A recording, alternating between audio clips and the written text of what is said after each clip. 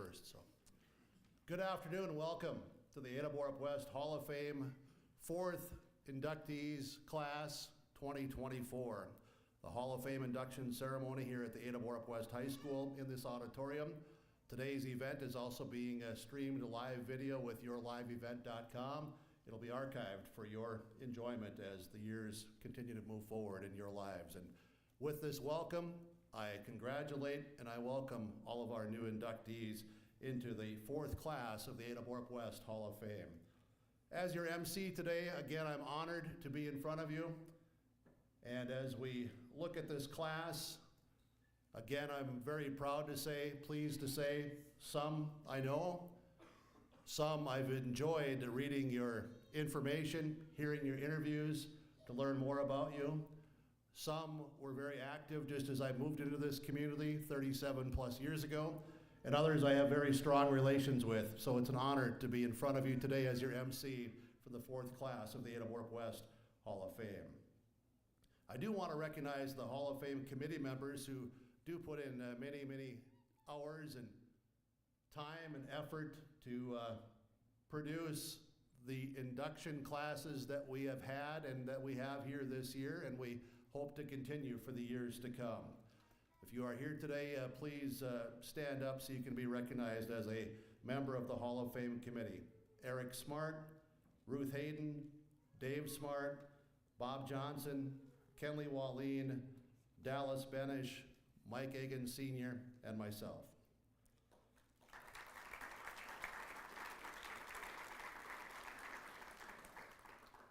The new inductees, as you see on your program, Jim Thompson, Joe Christianson, Kari Guttormson, Dave Smart, Ruth Steen, Vicki Fingalson, the 1987 Norman County West basketball team, the 2001 Ada-Borup football team. With these memories that they'll bring back to us and the stories that will be shared, the moments of pride, and of course, the congratulations to all entering into the Ada-Borup-West Hall of Fame. Let's get to it, but also I want to remind you that after today's event, please stay around, visit, socialize, so that you can bring back more of those memories and share more of those stories. So with no further speaking from myself as your MC, let's welcome our new inductees, and let's begin with Jim Thompson. Outstanding athlete from Norman County West, 9 state appearances in various sports. Please welcome to the stage our first inductee of the 2024 class, Ada-Borup-West Hall of Fame, Jim Thompson.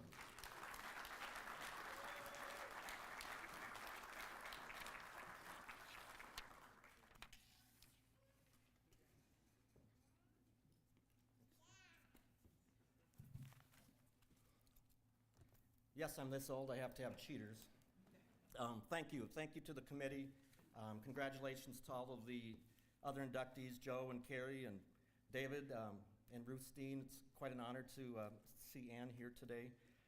David, wherever you are, we got to play softball with you quite a bit after I graduated from high school. And initially we got to see you at Hendrum Pearly just destroy the Halstead Pirates. Number 25, yeah, you took care of the Pirates pretty good at the time. As I look out here, I've got a bunch of teammates from our 87 team, Jeremy and Mike, and Big Dave's here, Darren Thompson. These are people that have had a huge influence on my life, whether they knew it or not. I've got Don Larson here from NDSU, his wife Desiree. Don was my track coach for 4 years at NDSU. Couldn't ask for finer people right there. Don started recruiting me when I was junior in high school, I think. That's a long time ago, 38 years maybe. He just all the time would keep in touch with me. He'd send a little message once in a while with the great Lyle Hokinson, the voice of the Bison, when he'd come and ref our games. He'd say, "Hey, Thompson, Lars told me to keep an eye on you." Or, "Hey, Thompson, expect a call from Coach Larson pretty soon." So we've always been close. Then he came to my house on a recruiting visit, and this is the type of guy Don is. My mom and dad and I were thinking of something formal, and here he is, ends up sitting on my mom and dad's floor, just talking about what a great program that he ran, and just made himself right at home on the floor. I ended up running for 4 years. One of the things that Don talked about as a Minnesota boy, he said, we take the teams to Drake relays. And he said, when I go recruiting on the west part of the state, I say the Drake relays, he thinks it's Drake, North Dakota, but it's actually in Des Moines, Iowa. So he had to make sure that was clear. We've always stayed in touch. Probably weekly, I get a call or a text from Desi, and just keeping me in tune with what's happening in Fargo. It's priceless, priceless. They've got 2 daughters. I don't know if you remember this. When we were in Texas for one of the national meets, Kelsey took her first steps between Mike and I. Their daughter Kira, their youngest, played volleyball at Mizzou, and we actually got the pleasure of having them come down to Knoxville and got to watch Kira play basketball. We even got them to a football game at Neyland Stadium, which is 102,000 plus. If you really want to get them talking, ask them about their daughters, their sons-in-law, but better yet, ask them about their 2 grandsons, Miles and Mac. Other people, Brett, now I see you up there.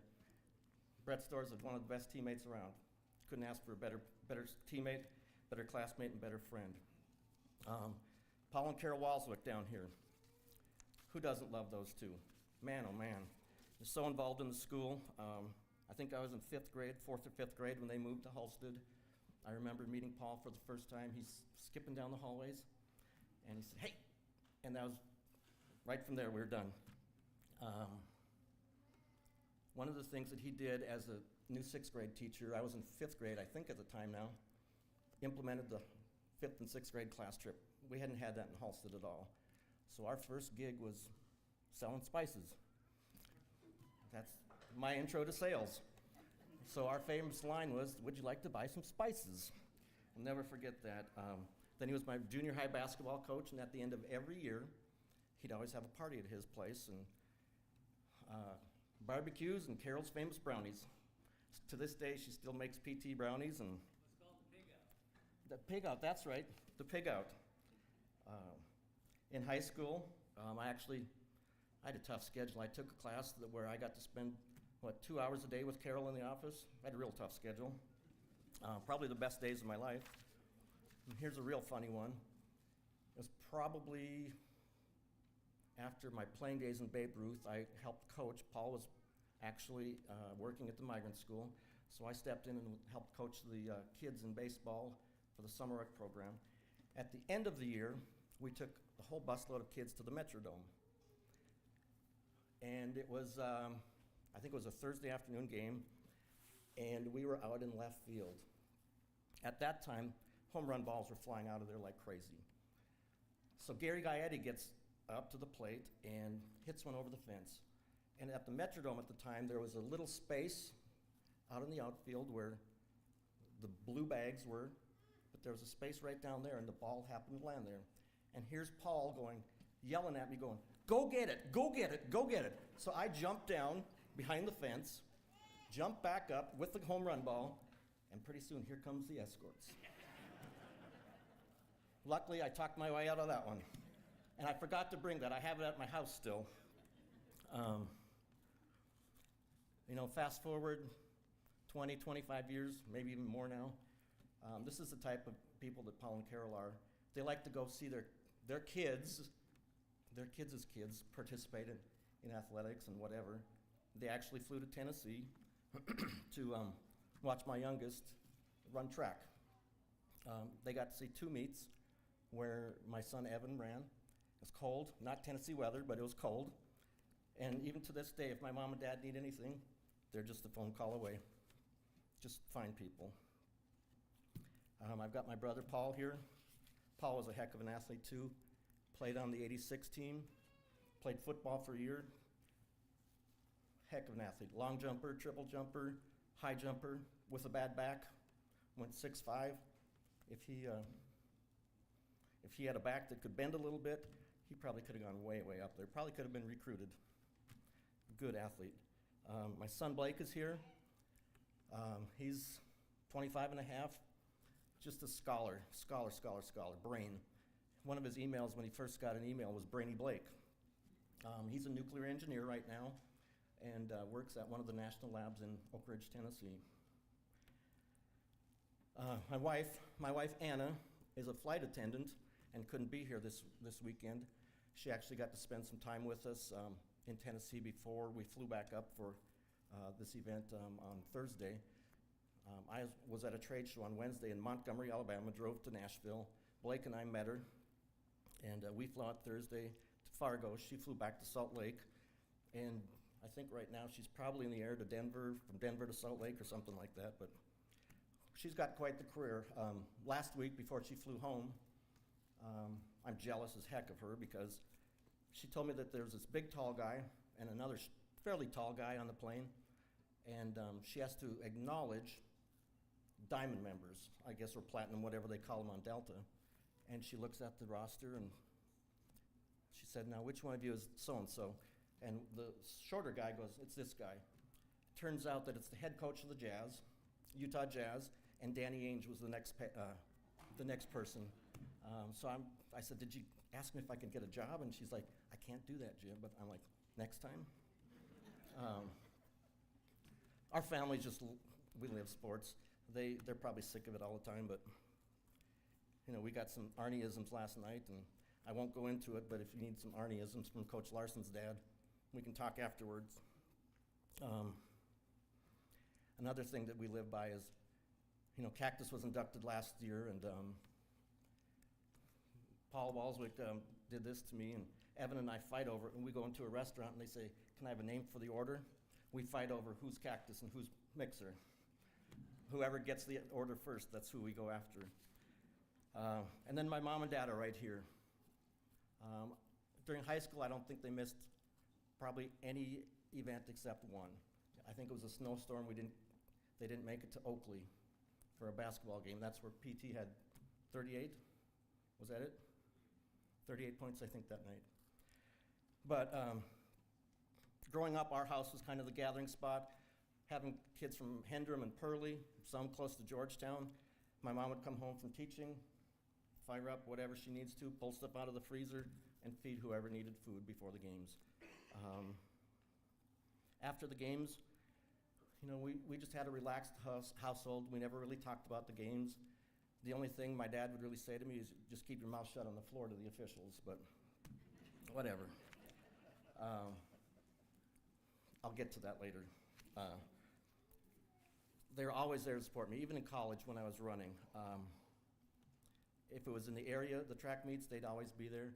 And in the 4 national meets that I ran in at NDSU, I think each of the years, at least one of my parents was there, and one of my brothers was there every year. I think one year we had all 4 of you out there in Virginia.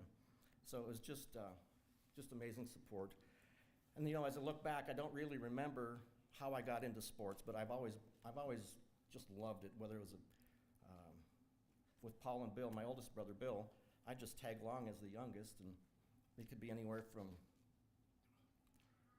running around on your bikes, because we could at that time. We'd just come home when the street lights came on, we'd head home.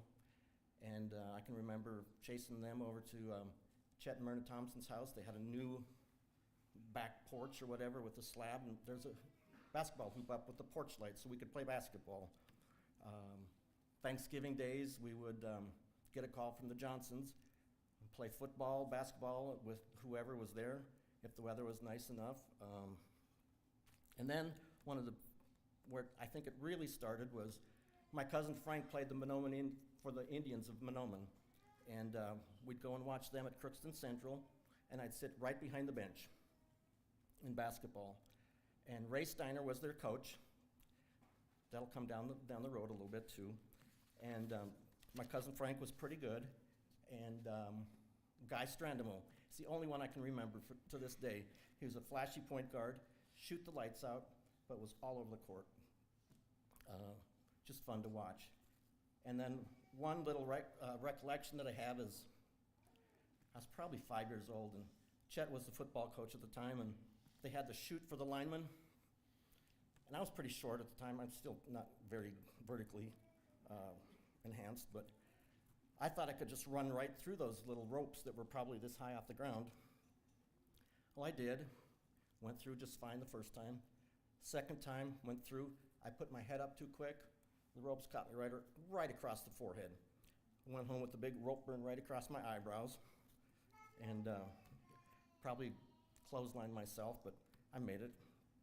And then through elementary school, the field days, the elementary tournaments were always something to look forward to. But then, fast forward to 8th grade. This is where it all started. Henderson Pearly and Halstead became Norman County West. And things just started to click. Prior to that, we'd had some success here and there, but at that time, we just paired at the right time. Our 8th grade football team was 5-0, I think it was, and I think we only gave up like 8 points that year, and that was West's first undefeated team. Basketball, we had a great basketball team that year, and Brett and I actually got to play up on JV that year, and here's the funny part.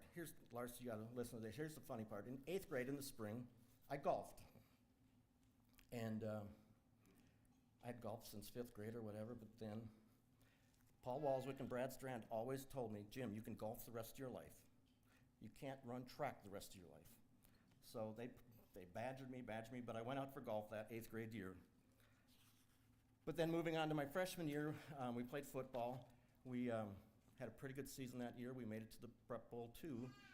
Brett and I made the cut for the playoff run, and we had a pretty good team.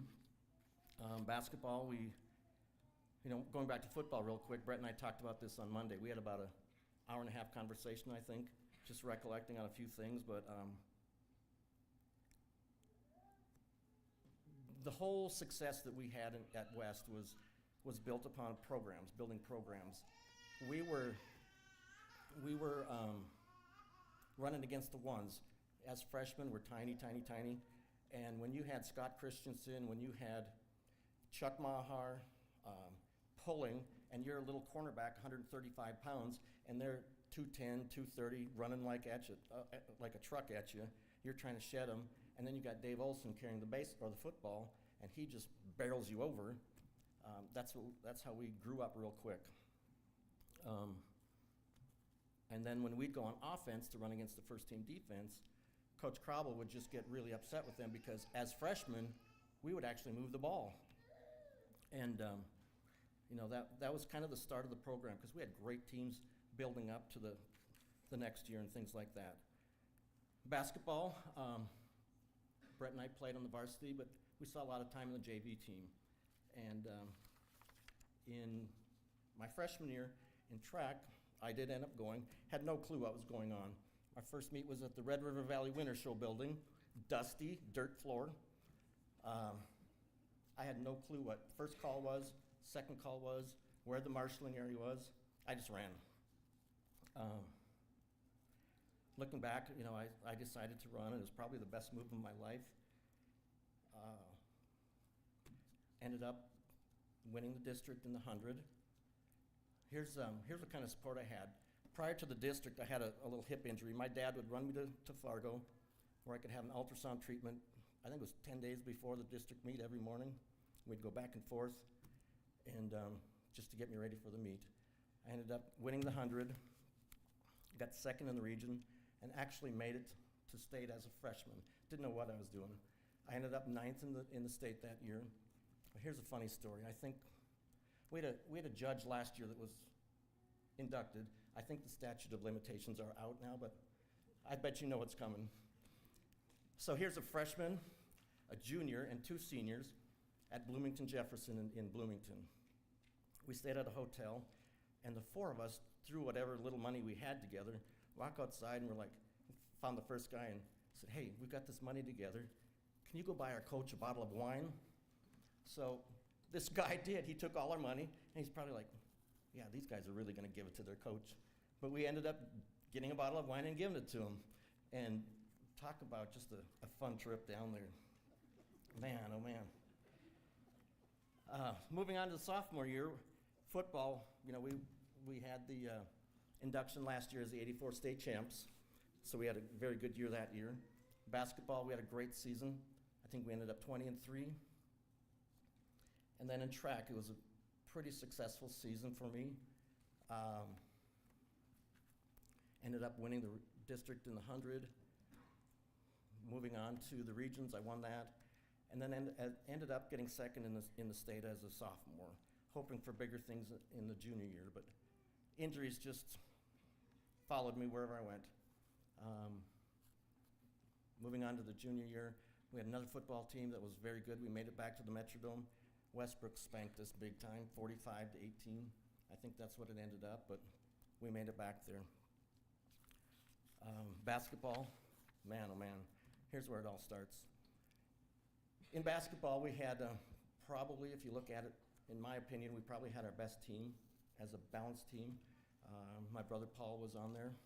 We had John Storzid, Brett and myself, Big Dave, Troy Anderson, Jeremy would come off the bench and play. We just had a really, really good team. Twin Valley had been the big hurdle for us. They beat us the year before.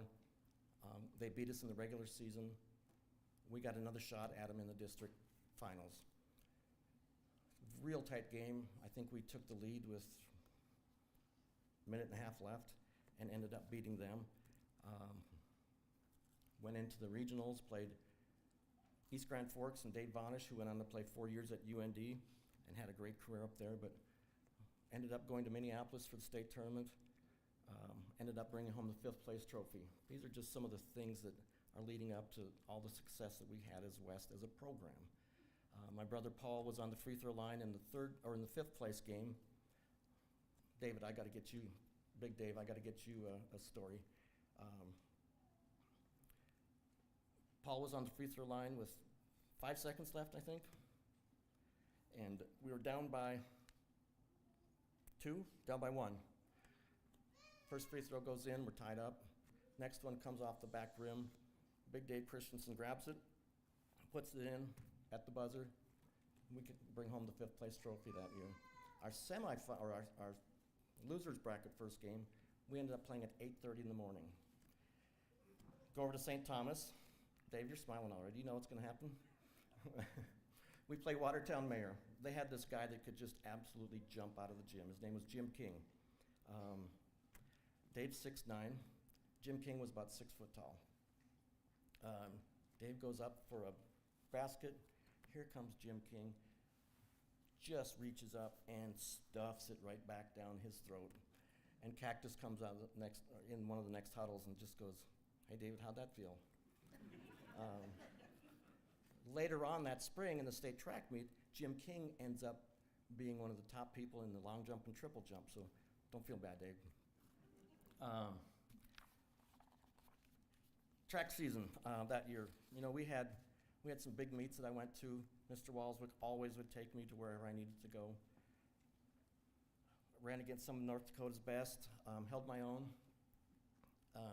We'd always go to Fargo. I don't know how many hours we'd spend together in the car finding a track. Halstead didn't even have a track. We ran on the football field or the practice field.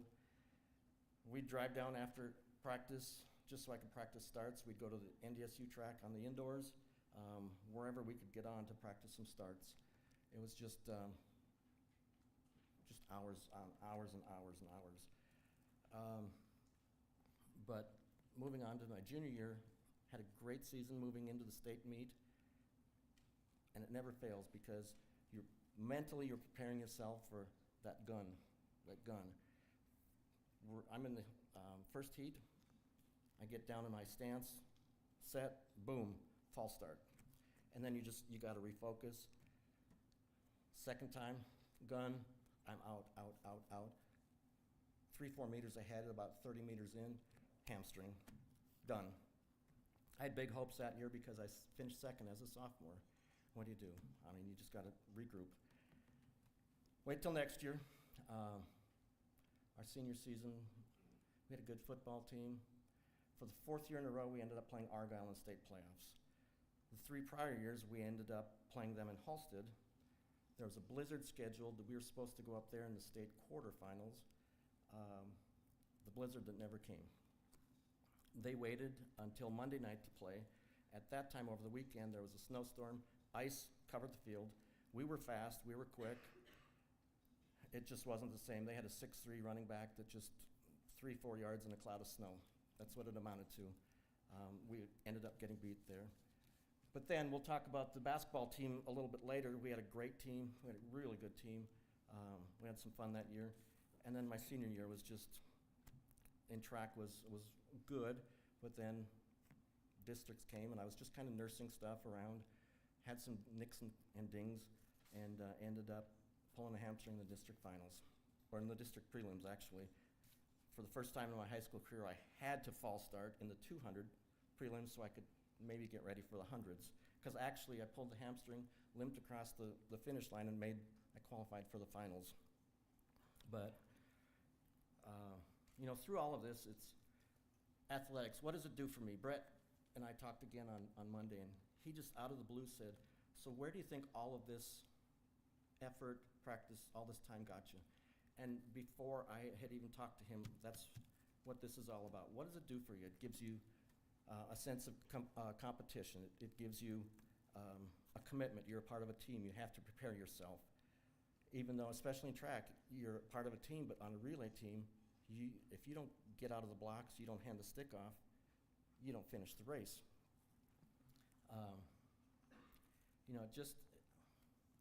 It just prepares you for life. You make mental toughness. You're mentally tougher. You know how to roll with things. You just have to adapt. You just don't let things bother you. I don't sleep much. I'm up at 5 o'clock every morning. And I was on social media one day, and this guy pops up 6 characteristics of a winner, and it hit me. And one of them was that the winners keep stacking days. They bring it. Whatever it is, they bring it every day. You never, ever go into something and do it 50%. One of the guys that I like to follow is, his name is Ben Newman. He is a coach, a sports coach, a psychologist coach for some big names. He did Chris Kleiman, who went from NDSU to K-State, and he also did Nick Saban. And he's got a saying that says, champions create distance on Fridays. So that's where, when you compete, when you have a career, you don't quit at 2 o'clock on a Friday. You'd love to, but you just don't. You finish the day out strong, and that's what sets your groundwork for the next week. The second thing is focus on the process. And we had a process at West. You just work the program. Cactus was famous for that. Lars is famous for that. We'd shoot for the postseason. He'd get us ready for the conference meets all the time. That's where we wanted to be.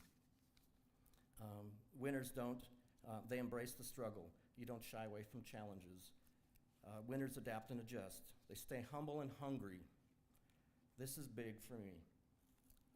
Last weekend, the Bison played in East Tennessee, of all places. That's where I live. So my wife and I went up there, and it looked pretty grim until the last 2 minutes. I think the Bison were down by 12, and there's some pretty cocky East Tennessee State fans here. And they were saying some not so pleasant things to the Bison fans. And staying humble, when you've been there, when you've been a winner, you can win with class, you can lose with class. These guys didn't have any class. I mean, it was bad. You can tell they hadn't beaten a team like the Bison. They didn't know how to react. But when you're a winner, you just stay humble and you stay hungry, because you treat the playoffs as a regular season meet, a regular season game. We just put it on our schedules. So after all of this stuff that happened during high school, moved to Tennessee in 2001. I just really miss sports all the time. It's in your blood. All my life it's been in my blood. I played a couple years of church softball. It wasn't the same as the teams that we had up here, but we did fairly well. But then I talked to a guy at our church. Dean Lockwood was his name. He happened to be Pat Summitt's lead assistant on the women's basketball team at UT, and she's legendary for, I don't know how many championships, 8 or 9 at Tennessee. And he said, Jim, have you ever thought about officiating? And I said, no, because I was too old to start a coaching career. I'd have to work 20 years to even make it worthwhile so my kids could eat. I'd have to put in a lot of time. And I started officiating high school football and basketball in Tennessee in '07, I think it was. I did basketball for 6 years, and a quick story. I came home from a middle school tournament, 20 miles north of where we live. And I said to my kids and my wife, and I said, there was this guy from Oak Ridge, Tennessee, that, you know, you've got the kids at this level. This kid was up here. You could just tell his skill set was way above everybody else. And it turns out it's T. Higgins, who is now a receiver for the Cincinnati Bengals. At 7th grade, you could just see his hand-eye coordination, his skills on the basketball court, not the football field, on the basketball court, were so far superior. And I actually ended up reffing two of his football games in high school. There's this one time he came across the middle, caught a pass. By the time his feet hit the ground, I swear he was at full speed. He was just a step and a half ahead of everybody. It was just so fun. I had some great years reffing football. I had one bad night, 2012 Black Friday. It was my first semifinal game that I reffed as an official. It had rained that day. Was working my sideline, planted my foot. My body went that way, my foot stayed here. I've got 13 screws and 2 plates in my ankle, busted it right there on the sideline. But that was the only bad thing about reffing, because I remembered how I was as a player on the football field and on the basketball court, and I didn't want to be that referee that took a lot of junk like I would give out. But quick little synopsis. Blake, you can attest to this. I had a Friday night game. I'd been gone all week on the road. I'm sitting in my chair. I've got 2 games up on the TV, a game on the computer, a game on my phone. I start snoring. I was wiped out. I'm sitting there snoring, and all of a sudden I say, defensive pass interference. And my wife says, what? In the background, on one of the screens up there on the TV, the referee comes on and says, defensive pass interference, number so-and-so, spot foul. And she looks at me and she said, how the heck did you see that? You were snoring like crazy. And I said, I have no idea. She just turns around and walks away. It's just in your blood. I'm done, just about done now. I'm in sales. When you go up here, you're down here, your months just go back and forth. And there's a few things that really kind of keep me leveled. You don't let your highs get too high and your lows get too low. You just kind of keep yourself on a level plane. But if I have a down month or a couple months in a row, I usually have a heart-to-heart with my boss. I've got a wonderful boss right now, been with her for 6 years. And then there's a couple things I do. There's 3 things on this darn thing. We depend on these things so much. But there's 3 photos that I keep on here, or 3 little letters. One of them's my first recruiting letter from Don. I just go read the thing and just talks about why I would be an asset to his program. The second thing is it's a letter from Doug Johnson. He was a track coach at Winnie Mac when I blew out my hamstring. I read that, and then recently Mr. W sent me a letter, and I just go back and read those. It picks me up, and it just kind of puts me where I need to be. In closing, I'd just like to leave you with this. As I said, most of my professional career I've been in sales. In our industry, we call it or windshield time. I drive everywhere. I cover Tennessee and Alabama, so I'm on the road a lot. I don't know if this concept is original or not, and I kind of live by it, but as I look back on my athletic career, besides my faith, family, friends, and work, this is kind of what I use as a grounding tool. If you look in a car, the rearview mirror is pretty tiny. Think of this. The rearview mirror is pretty tiny, but your windshield's pretty large. That's what I kind of look at. It's always nice to look back at stuff, but use the windshield to look what's ahead of you. Thank you.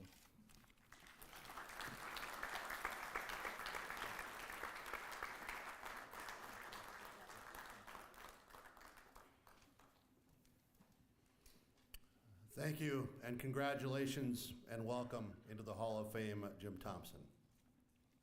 Our next inductee, state golf champion, been privileged enough to have also broadcast a few of his games back when we were both younger. Had the privilege and honor as well to work with him when my daughter was playing some collegiate sports at the college he was at, also helping, so please welcome good friend, Joe Christianson.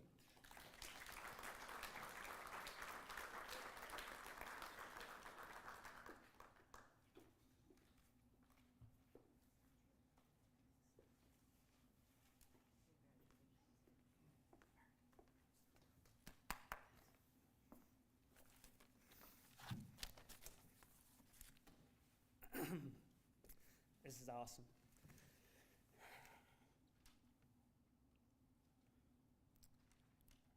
It's an honor to be in this class.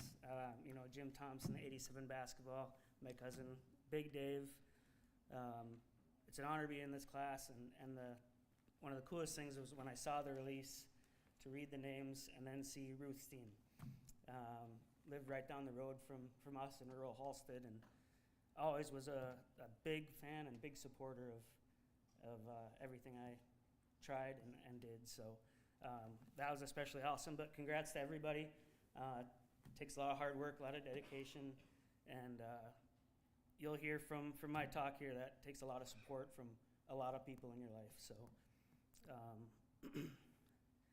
my son Chase, he's not here today. He was at the game last night, but he's watching on TV.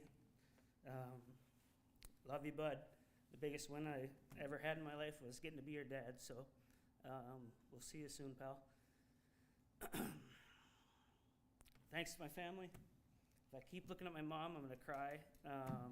But like Jim talked about, family does everything, right? My sister Kara's here.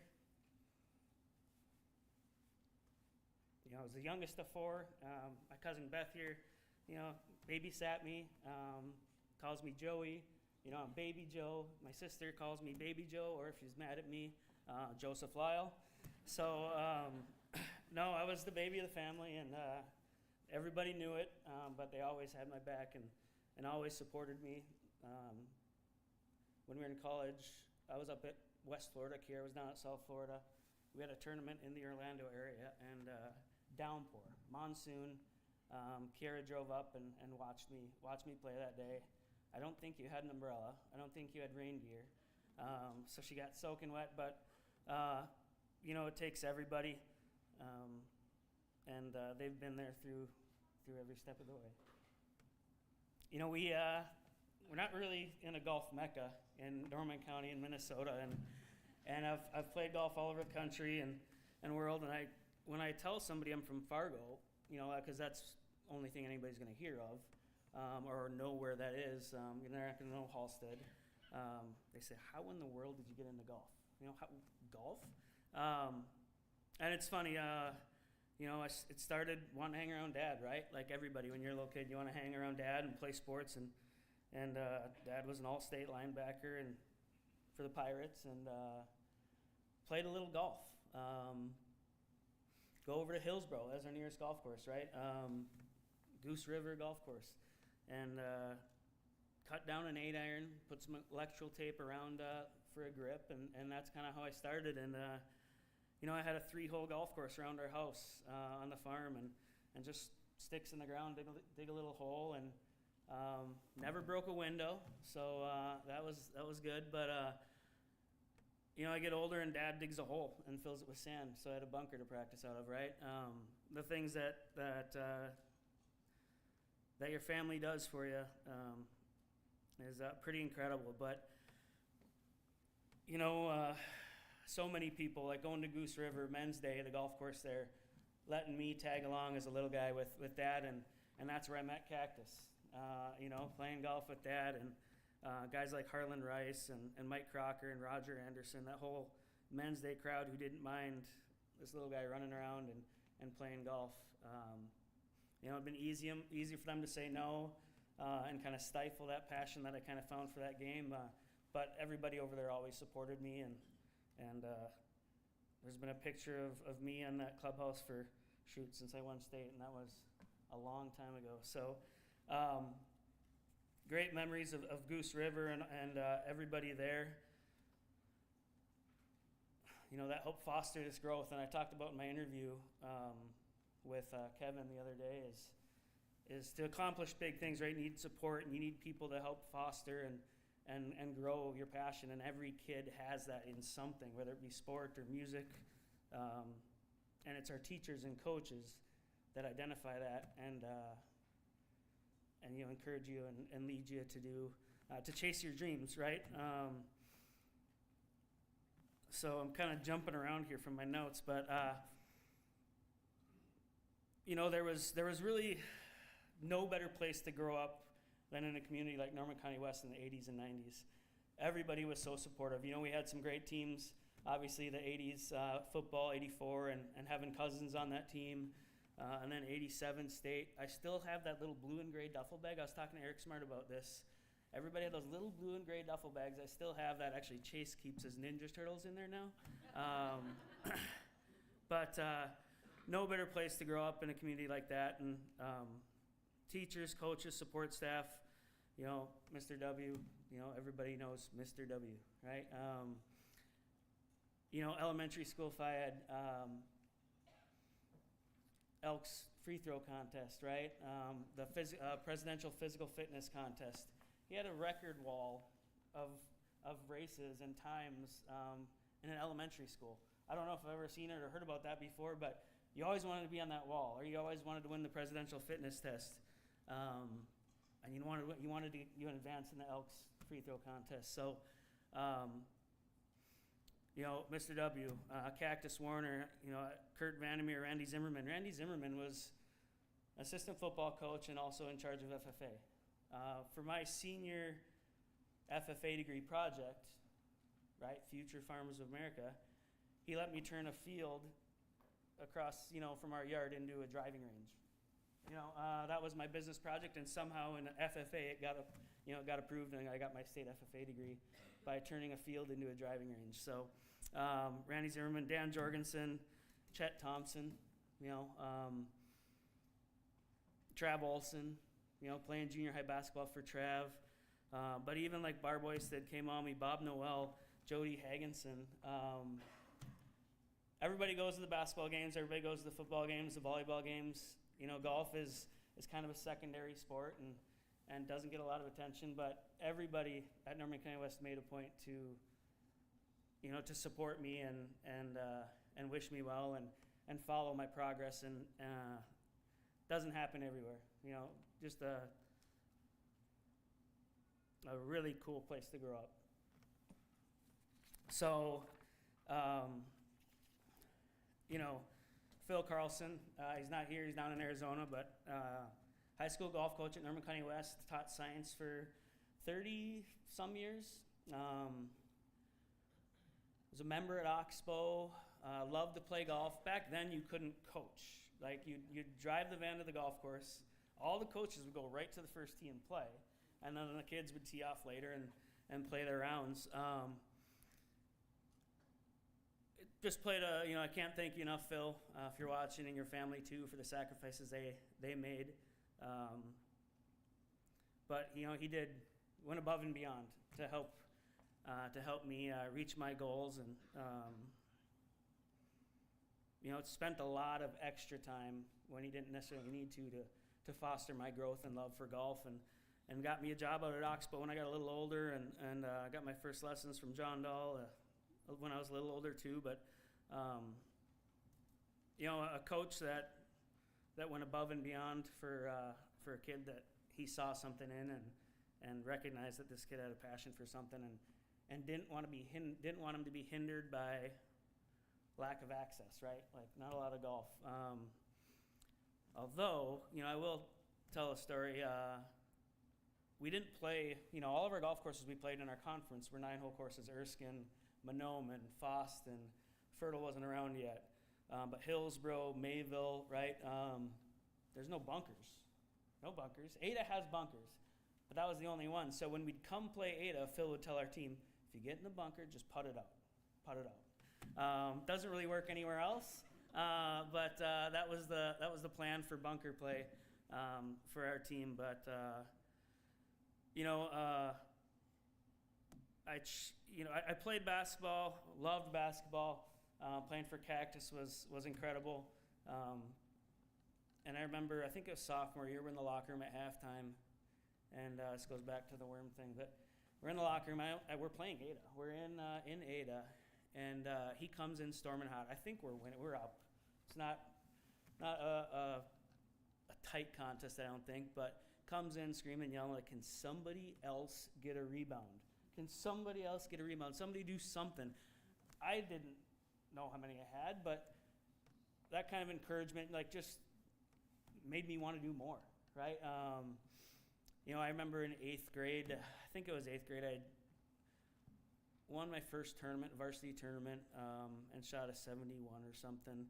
But I remember starting school and Carol over the intercom doing the morning announcements saying, I'm pretty sure it was you doing the announcements, and congratulated me on setting a school record and winning whatever tournament it was over the intercom at school. All those things just kind of kept pushing me, right? And it was, for a community that didn't have a lot of golf, right? So everybody had a part of it, and there was no better place to grow up than Norman County West. Everybody was so supportive. But Phil gave me a book, and I don't remember how old I was. But it was a book about Ben Hogan written by Kurt Sampson. I still have the book. But talked about how Ben Hogan is one of the greatest golfers of all time, right? Used to hit balls on the range till his hands bled, and that became that became what I wanted to do, and so that book really just altered the course of my life. I was playing football and basketball. The fall of my sophomore year, I was playing football. I was quarterback, and Mr. Carlson took the golf team to the University of Minnesota's tournament. But I wanted to stay back and I think there was a school dance or something. But then I remembered that book, and so that book has always kind of been something I've kept with me, and it's pushed me, and that was just Phil being Phil and trying to encourage me and push me. But the state tournament was awesome. It was a lot of fun. I played as a sophomore and junior, and I'd really been ranked 1 all year in my senior year in the state of Minnesota. And so first day, cold, windy Minnesota spring day, and I was there with my Dockers, because Tom Lehman was a Docker golfer, right? Sponsored by Dockers, and he's a Minnesota guy, and my Tommy Hilfiger shirt. I mean, all I had was Tommy Hilfiger polos, and I get grief to this day about that. But no long sleeves, no nothing. Phil used to say, the cream always rises to the top, right? And I still take that when I play competitively, still to this day. I'd rather play in worse weather. And that's something Phil instilled in me, like, I'm going to have fewer players to beat in the bad weather, right? People will quit. People will give up the mental strength you need to keep going in the bad stuff. So I had shot even par, and I had a couple shot lead going to day 2. And back to that Norman County West thing, day 2, a whole bunch of people drive down to St. Cloud. Teachers, friends, family, a nice, really good-sized gallery that showed up. And I played well in the front, was 1 under at the turn, and had a big lead, and get to the 18th hole, 5-shot lead, and get it in the house and win. And we had a big party in the clubhouse after with everybody that came. But really just it was a super cool finish to my high school athletic career. And so, like I said, that support thing, it takes everybody. I've been in sports my whole life, golf really a majority of it in the last 8 years, working over at Concordia and getting to see Jim quite a bit for his daughter's games. Provides an incredible opportunity to learn life skills, right? Like you talked about it, Jim. The teamwork, commitment, hard work, the overcoming adversity. So I just close with one request. Support your coaches and teachers. You know, it's not a secret that we're losing coaches and teachers. You know, they're down in numbers. Support them, have their backs. If you see something, say something. There would be no Hall of Fame without guys like Cactus Warner, Dave Smart, Ruth Steen. None of us would be here without Mr. W, right? So take care of your coaches and teachers and thank them, referees too. It's an important job that they have, and let's not take those Cactus Warners, Phil Carlsons, Dave Smarts away from the next generation of Hall of Famers. So thank you very much.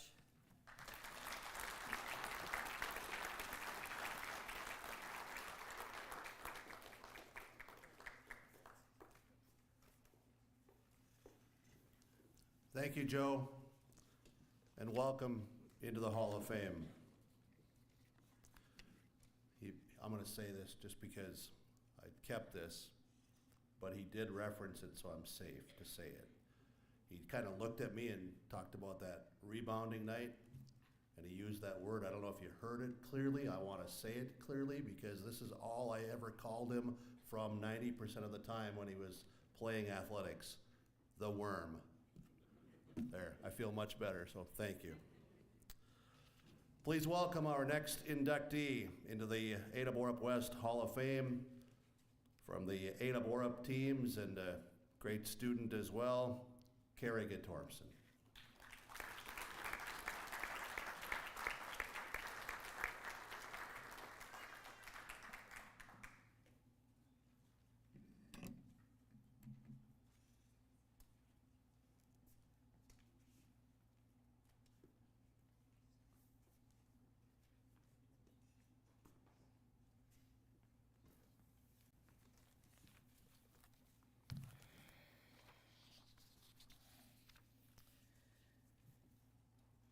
I would like to start by saying congratulations to my fellow inductees, the Cougar Hall of Fame class of 2024.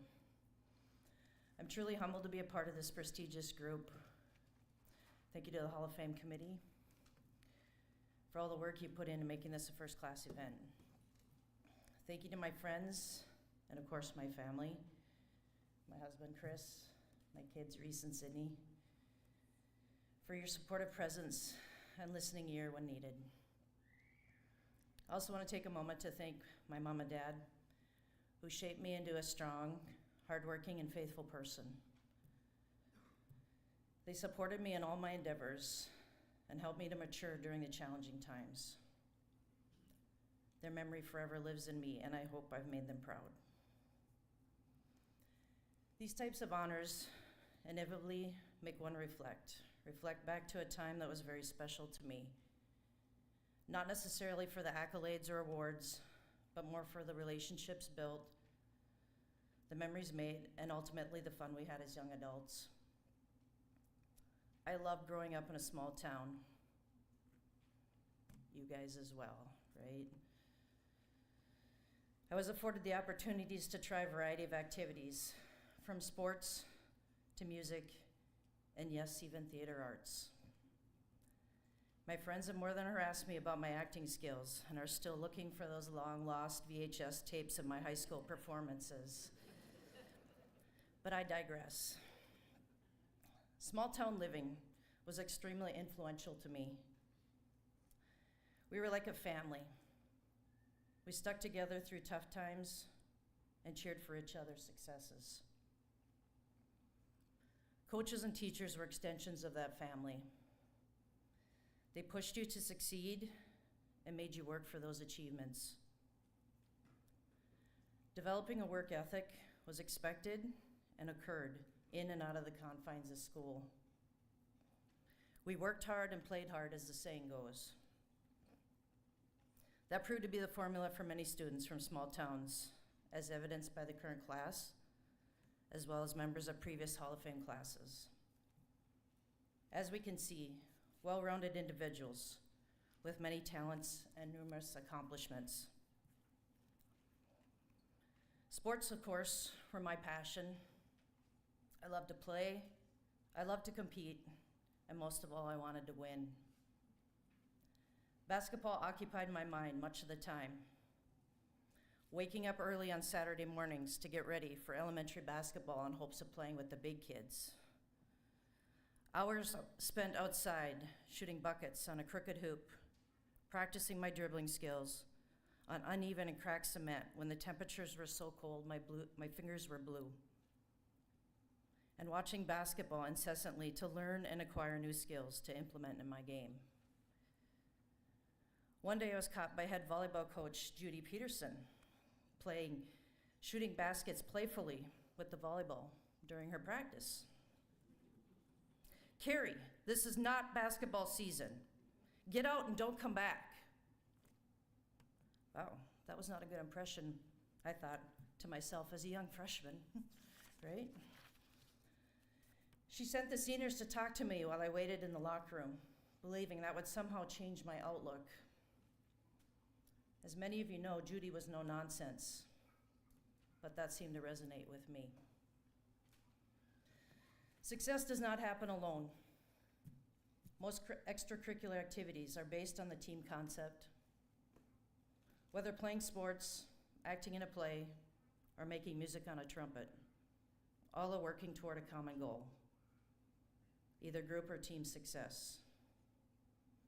I was fortunate to be blessed with some of the most amazing teammates and coaches. Teammates that made you laugh at the most inappropriate times. Teammates that would run crushers with you when you couldn't stop talking again at the inappropriate time. Teammates that you rode the bus with. Teammates you cruised Maine with. Teammates you ate weird food combinations with. And teammates that made you pierce your ears so you could all match. Right? Coaches who spent hours making game plans to execute and believing we would actually do so flawlessly, even as high school athletes. Coaches who came to your house to check on you when you were so sick and to collect your uniform to give to another player in order to play in the holiday tournament. Coaches and teammates that would eventually build lifelong friendships with. Having those relationships on and off the court and trusting those around you is vital to any team success. Those connections did not end with the players, however. They came in the form of community members showing up to cheer night in and night out. School custodians allowing us to make a mess in the hall while creating painted signs to decorate our gym. Relatives buying cookie dough, wrapping paper, so we could stop for pizza after the game. And on a more personal level was our bus driver, Jim Bartz. He was truly our #1 fan. Jim was requested by our girls' basketball team and Coach Mike Kolness to drive bus to all of our away games. He was supportive and kind, even in defeat. Tournament time my senior year, Jim rolled out a literal red carpet as we exited the bus. He gave each of us a hug and wished us good luck. That memory will be embedded in my mind forever. As you know, sometimes the little things are the big things. The lessons learned and the benefits of playing or participating in organized high school activities cannot be overstated and can impact young people for a lifetime. Small town living provided that foundation for me and for many others. It is not for everyone, but for me, it was a pleasure because of who you were, the support you gave, And for that, I'm grateful, and I say thank you.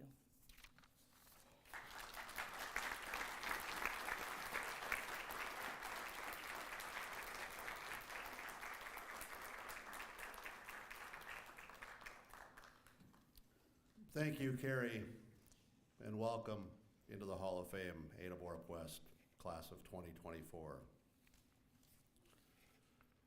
Our next inductee, longtime coach, longtime teacher, and I'm also proud to say that I was able to, at his request, to give his introductory and presenter speech as he went into the Minnesota Basketball Coaches Association Hall of Fame a few years back. Please welcome our next inductee, Dave Smart.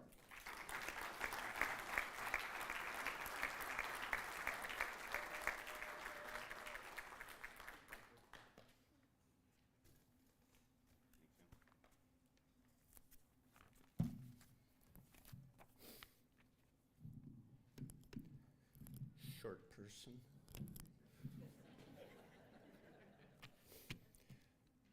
First off, I'm honored to be a part of this class. There's a lot of great athletes, a lot of great teams.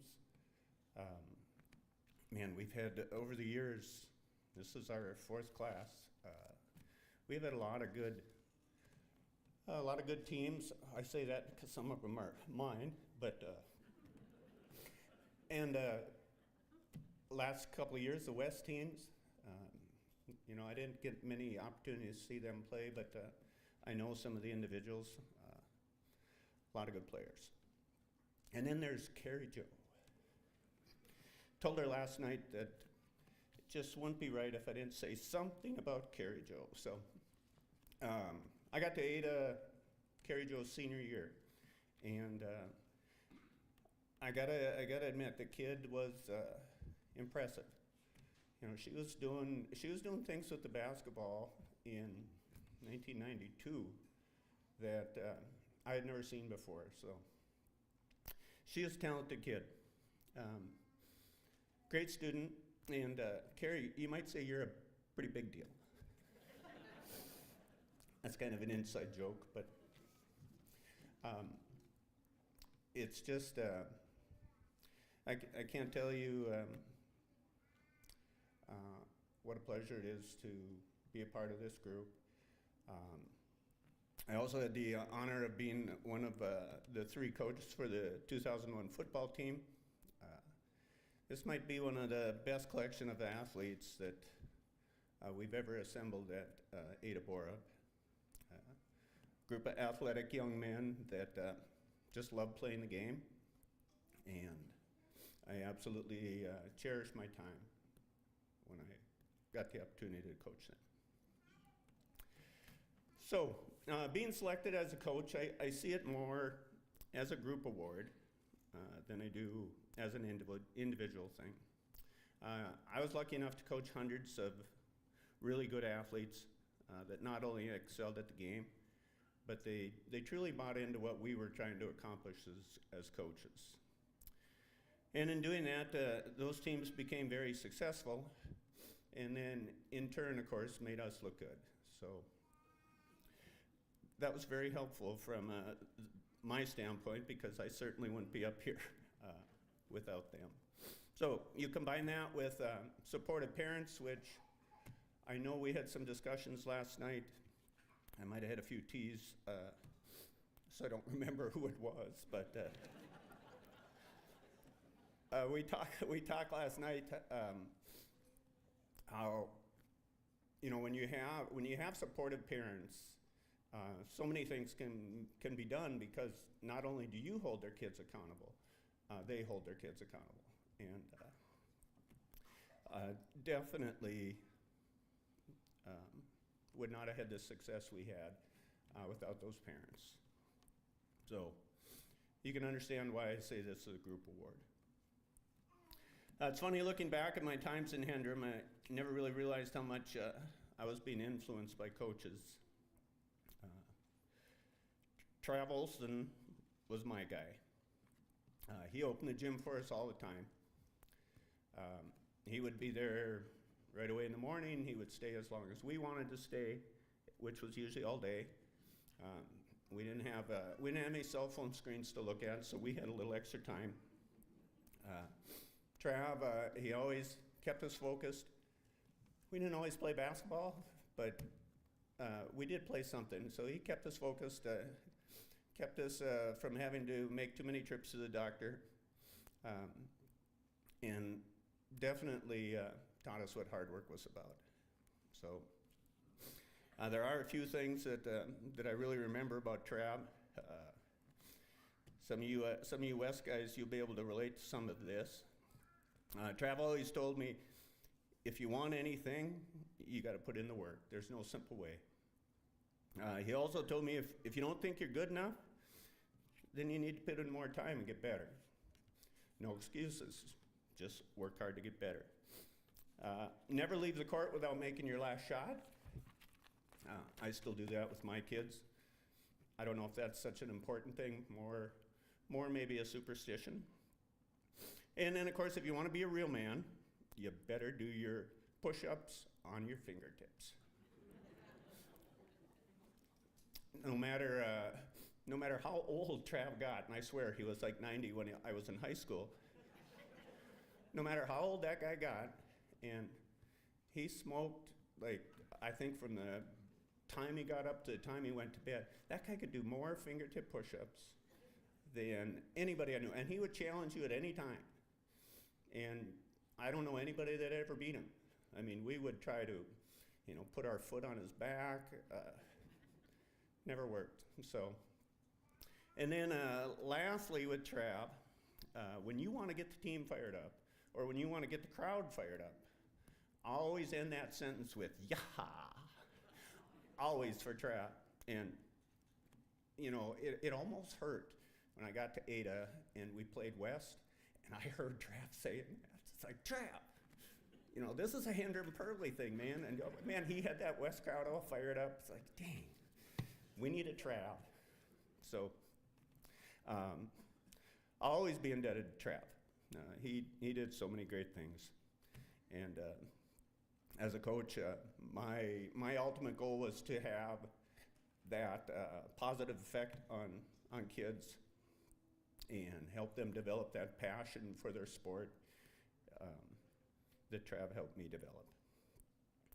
Takes a lot of hard work, takes a lot of individual responsibility, takes a lot of accountability, but man, I tell you what, it is all worth it. And as I get older, I found I've appreciated a lot of things, some more than others, but one thing I really appreciate is the journey that has taken me from little town in Handrum to smaller town in Flasher to Ada.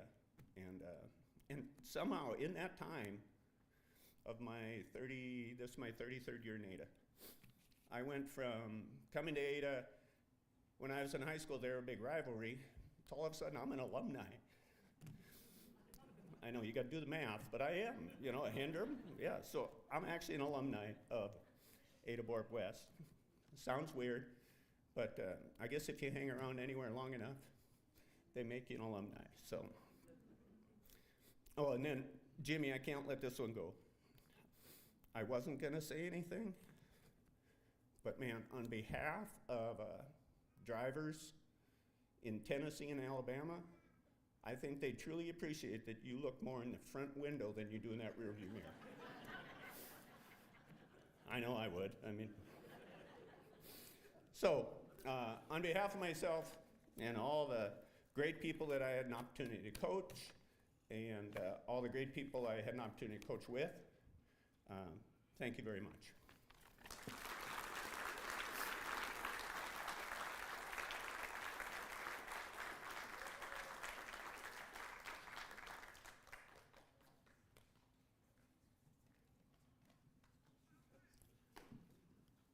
Thank you, Dave.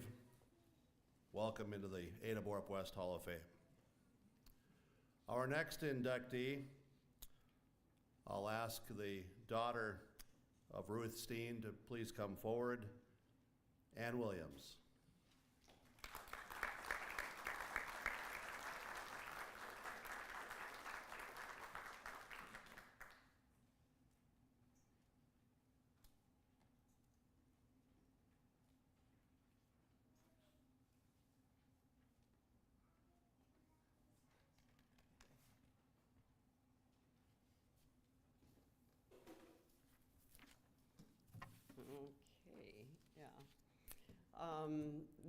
This weekend also is our Halsted Pirates 50-year class reunion for the class of 1974.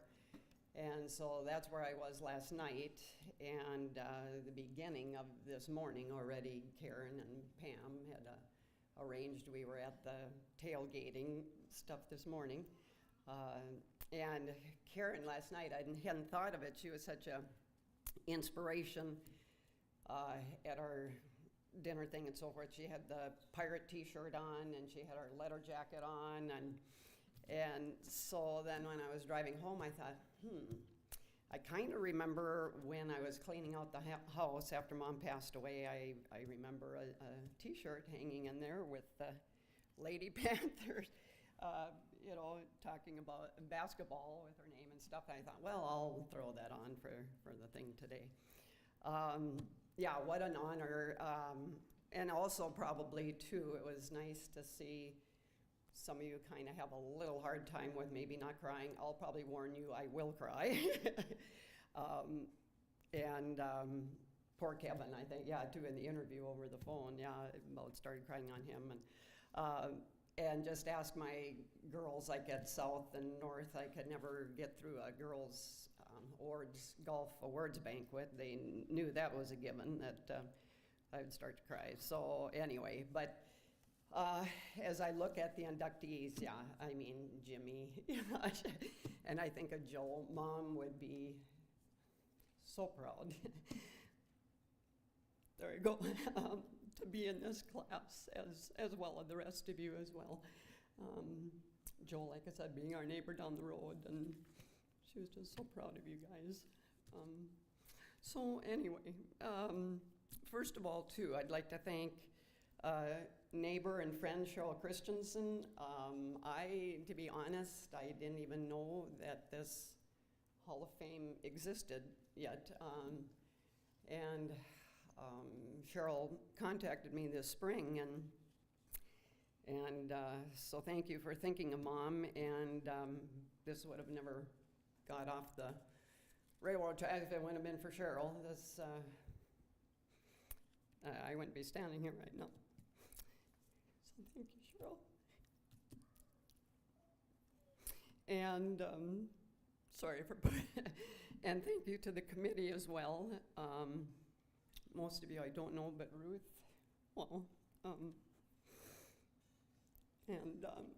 congratulations, Ruth, for you already being a member.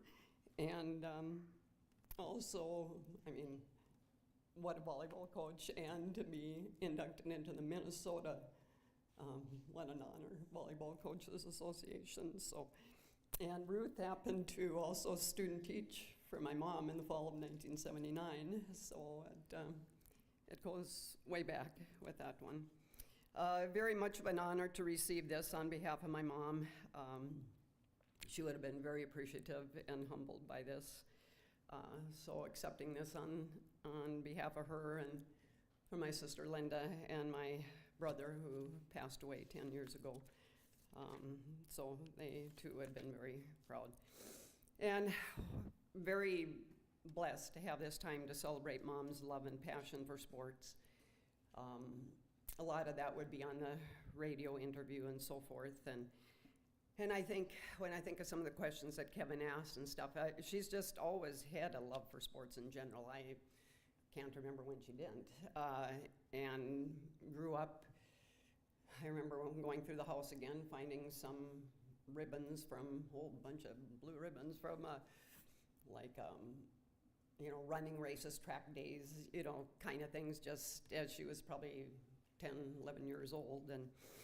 And she graduated then from high school from Valley City, went to Valley City Teachers College following that, and she taught for 3 years, 1945 to 1948 in Jamestown, so that's where it started. And then she met my dad through her brother Howard. Mom was the 13th of 14 children, and Howard, who we just lost this last year, this past April, March, April, at the age of 98. So he beat Mom at 97. So that's anyway how my mom met my dad through her brother Howard. They both served in the service together, and he brought Dad home, and then he met Mom, and so anyway. And so they moved to Halstead, started farming, and so Mom took several years off there to raise the family. And I remember she started back in teaching and coaching when I probably was about a year, not quite into first grade. And she had all the levels of FIAD, elementary, junior high, all the way through in health and FIAD. In the elementary, I remember she started and got going the elementary basketball tournaments.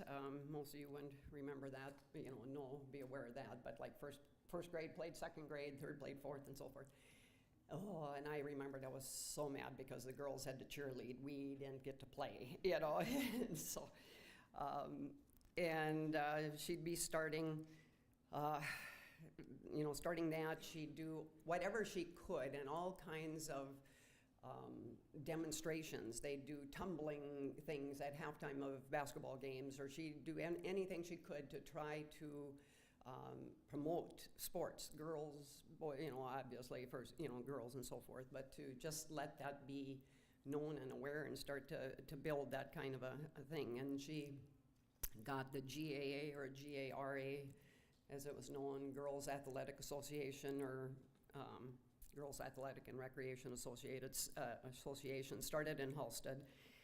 And she'd take, I was in the elementary, and I remember she'd go off and take, like Linda Olson and Ginny Haig and a bunch of those off to different conferences or camps, different things for gymnastics, just finding anything she could do to get the girls to be able to have opportunities and, find whatever she could just to get girls involved and promote girls' sports any way she could.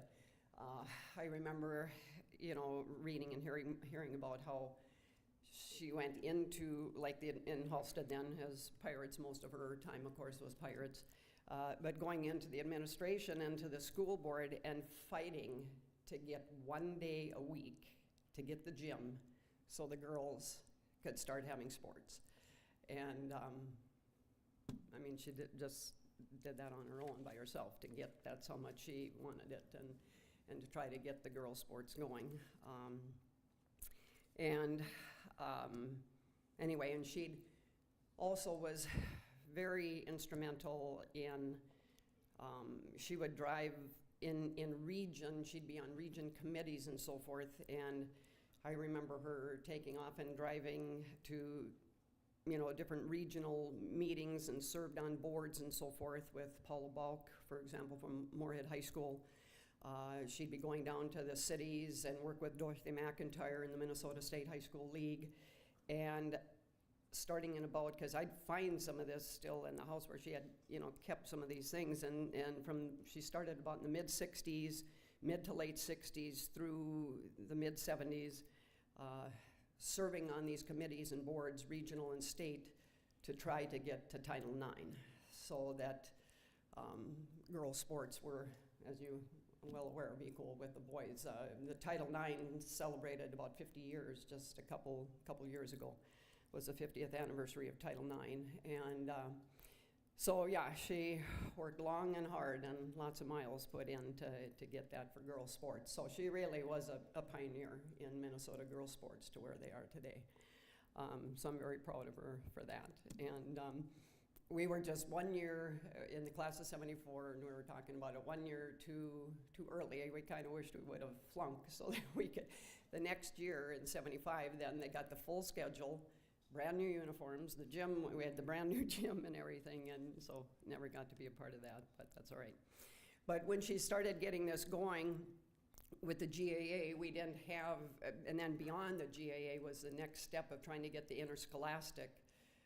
But you didn't quite get the full schedule yet, and so we played about 8 games maybe type of thing, but we could play various sports, and so we got to do kind of more than normal. So we'd be, we did volleyball, we did basketball, we did soccer, we did track, we did softball, so there was some seasons we were doing 2 sports at one time. And we'd go and, up to Foston, I remember, and because she knew Carla, and that's where a lot of these got set up because of Mom's relations with these other ladies. So we'd go and, up to Crookston, Lynn Dorn, at the time there, so we got to know Lynn Dorn, who ended up, women's athletic director for many, many years at NDSU. But she started out at Crookston. We'd go up to, like I said, to Foston. We'd go to Borup. We'd go to Ada. At that time, they weren't together. And down to Moorhead. Mom would line that up with Paula, and we'd go down. And I remember this was before I kind of got a chance to play, or was old enough. And Halstead had gone down to play Moorhead in softball, and Halstead kind of really stuck it to Moorhead. I don't know if that went off very good, but yeah, Mom spent most of her years as a pirate then, and got into the beginning there kind of Norman County West a little bit, but then she retired in 81, but she still went on to watch and be very supportive of both boys and girls, wanting to watch and support them, and would be at the ball games, and she'd go in and she'd go to all of them. And there was times where I remember Harvey and Cheryl would go and pick her up or bring her in, and she'd get rides with Debbie and Dwight Todd to out-of-town games and everything. But it was her passion and her love. And then later the Ruth Steen Award was started or developed, which is an honor too, in her name, for the top female athlete at Halstead Pirates at that time and so forth. I see Kathy here, and she loved those girls. She was just so proud of them.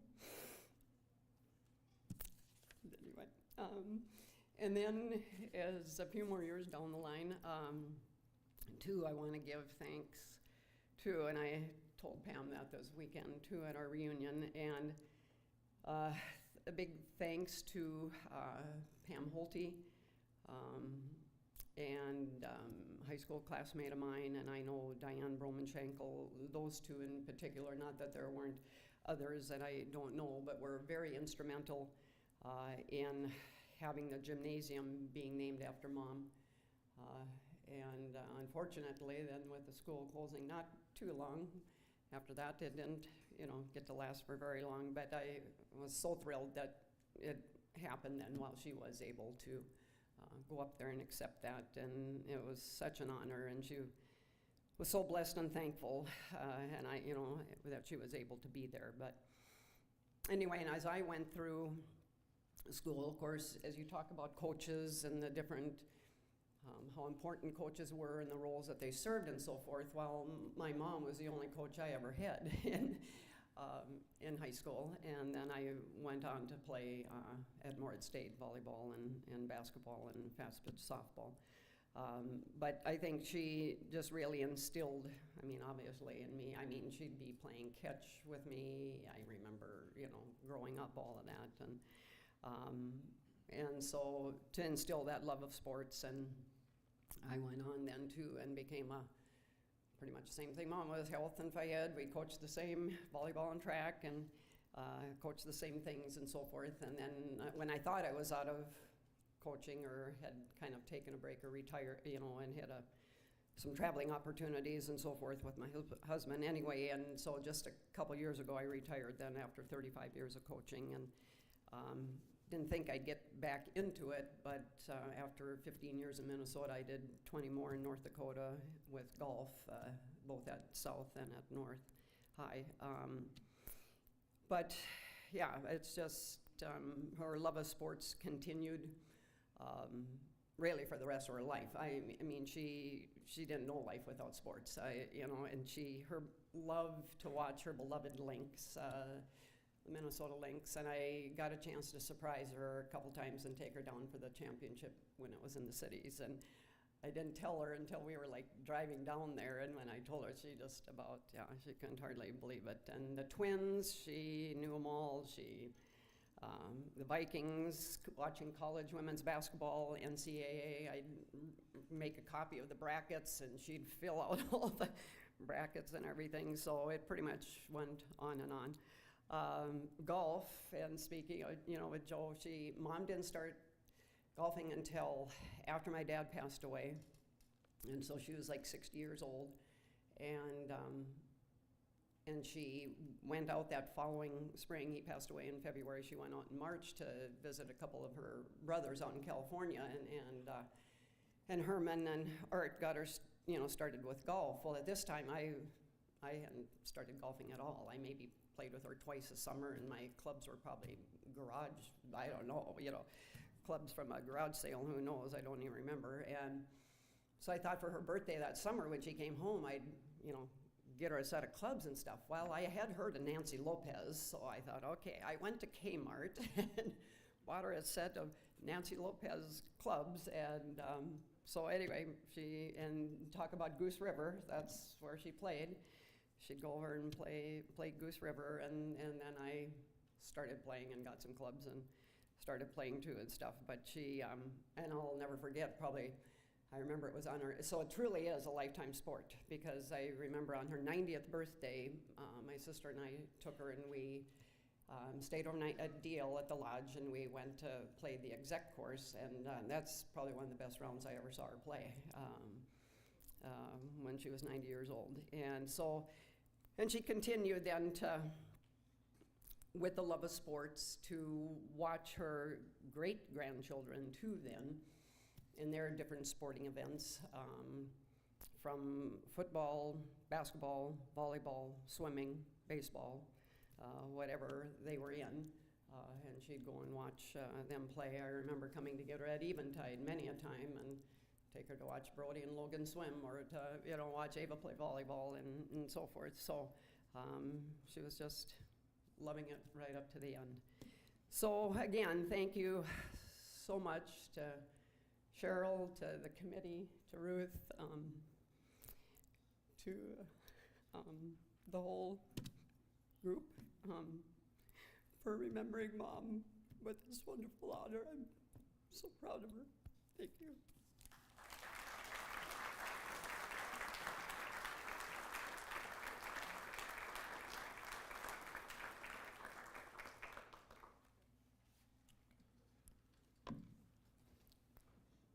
Thank you, Ann. If I can share about your mother, I was a lot younger at the time. My wife and I were new to the community, and we were at an event. We knew like 2 people. So we sat at this table at the church, and here was this elderly couple. Turned out to be your mother and father. They sat and visited with us for a long time and shared much about the area. And we got on the topic of sports. Your mother and I hit it off, and we talked. Like most nights, Bernie had to sit there and listen. And as the years went by, I was able to do some radio commercials with your mother, and we did some interviews, and we shared a lot of stories, and little things matter. So thank you. You can be proud. Our next inductee, I go back to some of my early years as well. I'm not sure where she is seated in here because my eyes are not that good. But I do recall our next inductee that I want to welcome here to the podium, into the Ada-Borup-West Hall of Fame, Vicki Fingalson.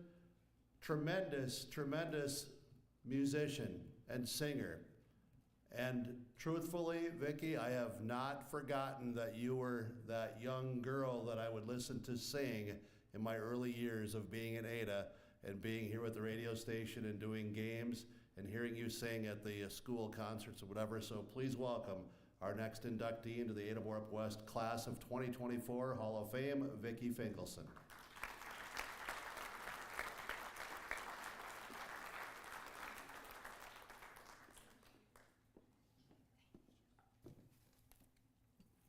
It's possible that some of you, when you read my name, scratched your head and said, "What sport did she play?" I didn't. I really liked going, though, and supporting my classmates. But there's one thing I think that is very apparent after listening to today's speeches that we all have in common, and it is a deep-rooted passion, a lot of hard work, a whole bunch of dedication, and tremendous amounts of support. And so I think that's why we are all filled with emotion when we get here. And if you give an actor an opportunity to cry, they will probably take it because we wear our emotions on the sleeve. So I apologize. I will try to keep myself together here. So we moved here when I was in 3rd grade. And shortly after we moved here, my mom, dad, and I took a walk to a friend's house. And on the way there, I said, "I sure am glad we moved to Ada." So it's no wonder that when people ask me, "Well, where did you grow up?" I can't help but smile. I loved everything about growing up here. My favorite summer spot was the swimming pool, and back in the day, it was outdoor and it was awesome. I loved it. I spent every day there, and I actually became a lifeguard. So I have a tiny bit of athletic ability in me. Tiny bit. But the bulk of my time and energy was spent on what I actually loved most, which was music. It's pretty easy to look at my bio and my performance resume and see that I've made a life in the arts. But I could not have done it without this place. It is said that it takes a village to raise a child, and what a village I had. My family instilled in me the importance of working hard and being humble, and encouraged and supported me unconditionally. For example, when I had a scholarship audition for college, my sister Christy, who is here, and was the music teacher in Borup, and I think was Kari's band director, she took off a day of school just to play my 10-minute audition because she knew that I would be nervous and she wanted to be there to support me in the best way she could. Or most Easter mornings when I had to wake up at 4:30 in the morning and warm up not only my voice, but my trumpet so I could be ready for Easter sunrise service and no one complained out loud to me. That is pretty wonderful. And then, of course, there's school. At school, I felt like I had unlimited opportunities and support to do all of the things that brought me the most joy.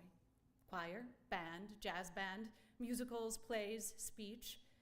When I was a senior, knowing that I was going to go to college to be a music major, the school administration and my teachers, Shirley Hansen and Wyman Holland, found a way for me to be their assistants for middle school band and choir, where I led warm-ups and even conducted a few pieces in rehearsal. And then there were the countless ways that this community cared for and supported me, including during my 3-year tenure as the bugler for the VFW.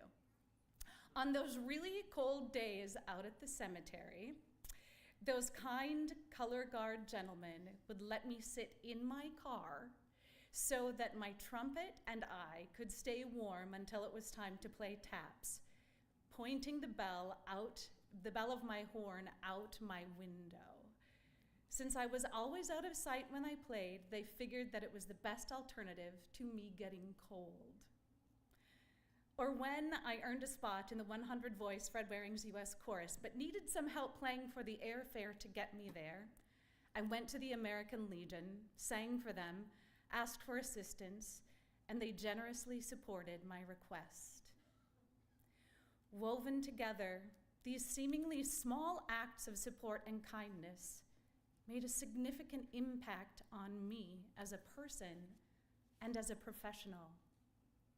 I always felt supported and encouraged to do the things that fueled my passion. I'm humbled that this community is still supporting me, and I'm so grateful to have this recognition and honor. And I'm grateful that this honor shines a light on the arts and the significant role that it can play in our lives, the physical, emotional, and mental development of each of us. It became my profession. Yep. But the value art plays in our communities goes well beyond and touches all of us. Look around. If you see or hear beauty or experience something that moves you beyond what words can express, there's a pretty good chance that an artist was involved.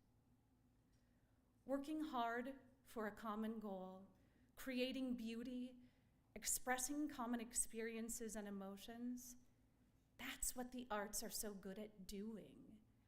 The more often we're reminded of this, the more our communities are able to benefit from it.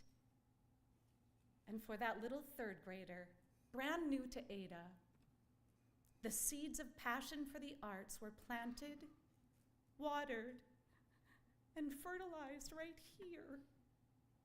Somehow, she knew that this was the right place for her. Congratulations to my fellow inductees. Thank you to the committee for selecting me. And thank you to this committee, my village, for decades of support and encouragement. Thank you.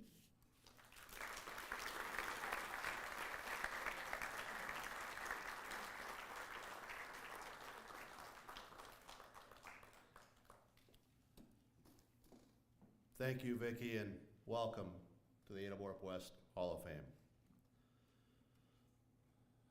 The next inductee is the 1987 Norman County West basketball team, and to accept and welcome members of that team into the Ada-Borup-West Hall of Fame Class 2024,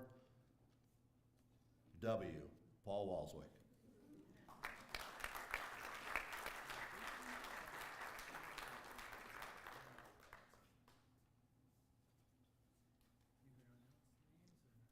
I'm not sure what you have planned. I've always relied on you, Mr. Stats Man. I can grab them and call them up as. Yeah, if you, I'll do whatever you tell me to do, like I always did. Yeah. Okay. These are the members of our 1987 state championship basketball team. I know some of them are here, a lot of them are not here, but we thank them for the great season that we had that year. As I call your name, come on up and then we'll line them up over here. Okay. Brett Storsved.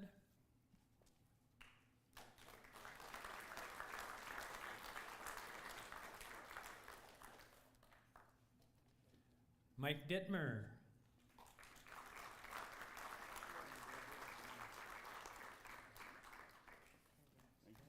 Chad Colness.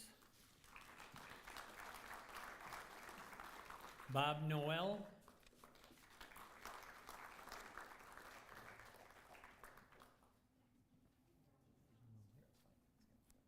Bob's not here.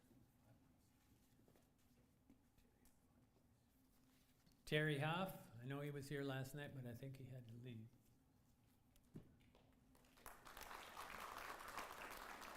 Dave Christianson.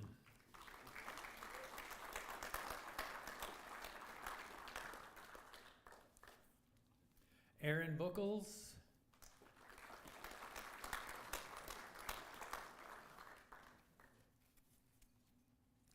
Jeremy Melting.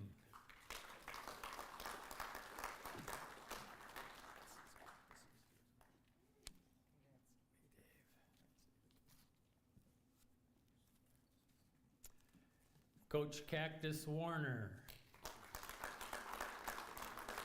Anyone want to accept for him? Should I give it to Jeremy?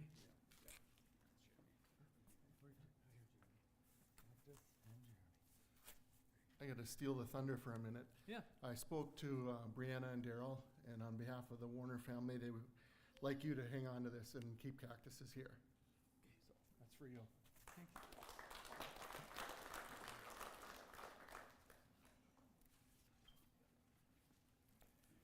Troy Anderson.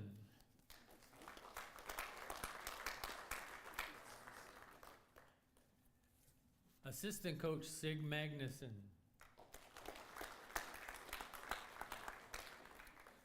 Darren Thompson, I know he's here.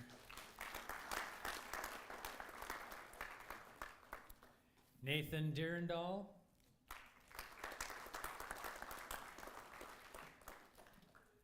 Shane Sharp.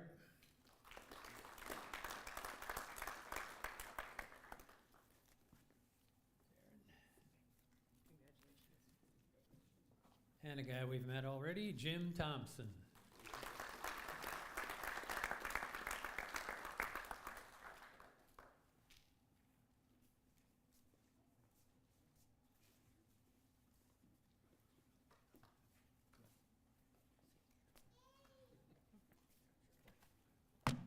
I'm going to start this thing off too. I'm Paul Walswick. I was a longtime teacher, coach, and statistician for Halstead and Norman County West. And I was lucky enough to get to do the books down at the state tournament for this wonderful team. First, I'd like to congratulate the inductees of today's Hall of Fame. What a great group we've got here. And we had a great time last night. I'd like to thank Kenley. I was at the golf course last night, and I went up to Jen Angle and I said, I know you're the golf lady out here. Who do I thank for all this pizza and good stuff? And she said, well, maybe you should try that gal behind the counter there who's dishing out the pizza and the drinks. And I went up to her and I said, thank you. Are you the one that I'm supposed to be thanking? And she said, no. Kenley's the one who organized all this. So remember, these people on the committee are doing a lot of work, and I know Kenley, when I was in his office one day, he had a stress ball, and he was squeezing, and he said, I got to make this thing great, and he really is making it great. So thank you, committee, for all that you do. Next, I'd like to thank the captains of this team, Brett Storsved and Jim Thompson, who were our captains, and they gave me a whole 24-hour notice that I was going to be up here saying a little bit about the team. Brett called and said, we'd like to have you do a little speech to honor the the team from 1987 in the state basketball tournament. It should be Cactus up here, but we lost him a few years ago, and before that we lost our assistant coach, Sig Magnuson. So Brett said, well, Cactus, Sig, I think you're next on the list. So I guess I was kind of thrown into it, and it's great to have this opportunity for this great group right here. I was called by Kenley, and Kenley said, we need a bio for the team. And I think you would be a good one to write the bio. So I wrote up a bio, and I knew that KRJB needed it, and I think Kevin Kochman used it for his interviews. So what I'm going to do is I'm just going to go through that since I did all the work of writing it, and hope you don't mind me just reading it to you. Norman County West Panthers, 1987 Minnesota State Class A basketball champions. 1987 was a year that showed a lot of promise for the Norman County West basketball team. The year prior, in 1986, a team led by seniors Paul Thompson and John Storsved had seen the Panthers win a state consolation trophy. PT, where are you? Stand up. Stand up. John isn't here, but John and Paul were our captains that year, and what they did for this team was, you can't explain. To be down there the year before we did this was a great experience for the team, and that's what led to our state championship. So thank you, team of 1986. If I mention some other people here, I know I wrote them down here. If you're here, please stand up so we can acknowledge you, and it shouldn't take too long. Legendary coach Cactus Warner knew that he had a great bunch of players and the experience playing in the state tournament in 1986 with PT's team would only help the team's confidence. Returning starters from that 86 team that were playing on the 1987 team were, and you guys can just raise your hand since you're already standing up, Brett Storsved, in my opinion, undoubtedly the best all-around player on the team. He played great defense, could dribble, pass, and penetrate defenses, and he could score from anywhere on the court. Jim Thompson, the West High track speedster, put his speed to good use on the court by dribbling past opponents, penetrating defenses, dishing the ball to open teammates. He did that a lot. Right, Big Dave? Yeah. Stealing the ball from opponents and leading fast breaks for quick scores. Troy Anderson, as the saying goes, he could jump out of the gym. With his great vertical jump, he could rebound with the best of them, and those strong legs helped him attack the basket, and he was a fantastic scorer. Big Dave Christianson. His 6'9" frame made him an imposing presence on the court. He was very agile for a big man, could jump very well, had a nice gentle touch around the basket, and those three things combined to make him a prolific scorer and rebounder. Coach Cactus often referred to him as the best big man in the state of Minnesota. Also that year, we had some new starters. Shane Sharp, his specialty was defense. He made the opponents work for everything they got, and very few players got past him. Jeremy Melting, another all-around good player who could do it all. Good defense, a great ball handler and passer, and he was also a very good scorer. Aaron Buckles, a junior, often came off the bench for the Panthers. His 6'2" frame and good shooting ability helped the team in many close games. The 87 Panthers had 6 sophomores who also contributed in many positive ways to the success of the team. Mike Dittmer, Chad Kolness, Terry Hoff, Darren Thompson, Nathan Derndahl, and Bob Noel. They played a very important role. They were the team that these guys, the starters, played against almost all the time. And that's what made them so good, because they were good also. Our student manager that year was Kurt Lark, and he was a constant help for the team that year. That year in 1987, the teams at the Class A state tournament ranged in enrollment numbers from the largest school, I believe it was Waseca at the tournament. They had 499 students enrolled in their school, and the enrollments went down to a low of 92 students enrolled in their school. And guess which school had 92 enrollment?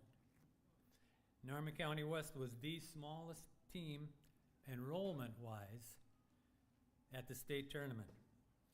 But we proved that size doesn't mean everything when it comes to enrollment.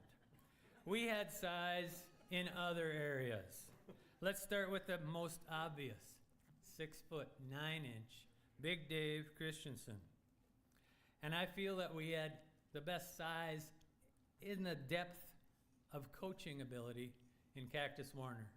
You can never say enough about Cactus. He was the coach of all coaches. Behind the scenes, we had size. We had a huge fan following. How many Norman County West Panther fans do we have here? Stand up. Come on. Don't be shy. Okay, we still got a good following.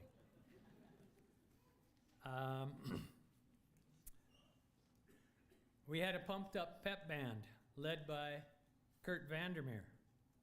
Any pep band members here? Come on, come on, stand up. Okay.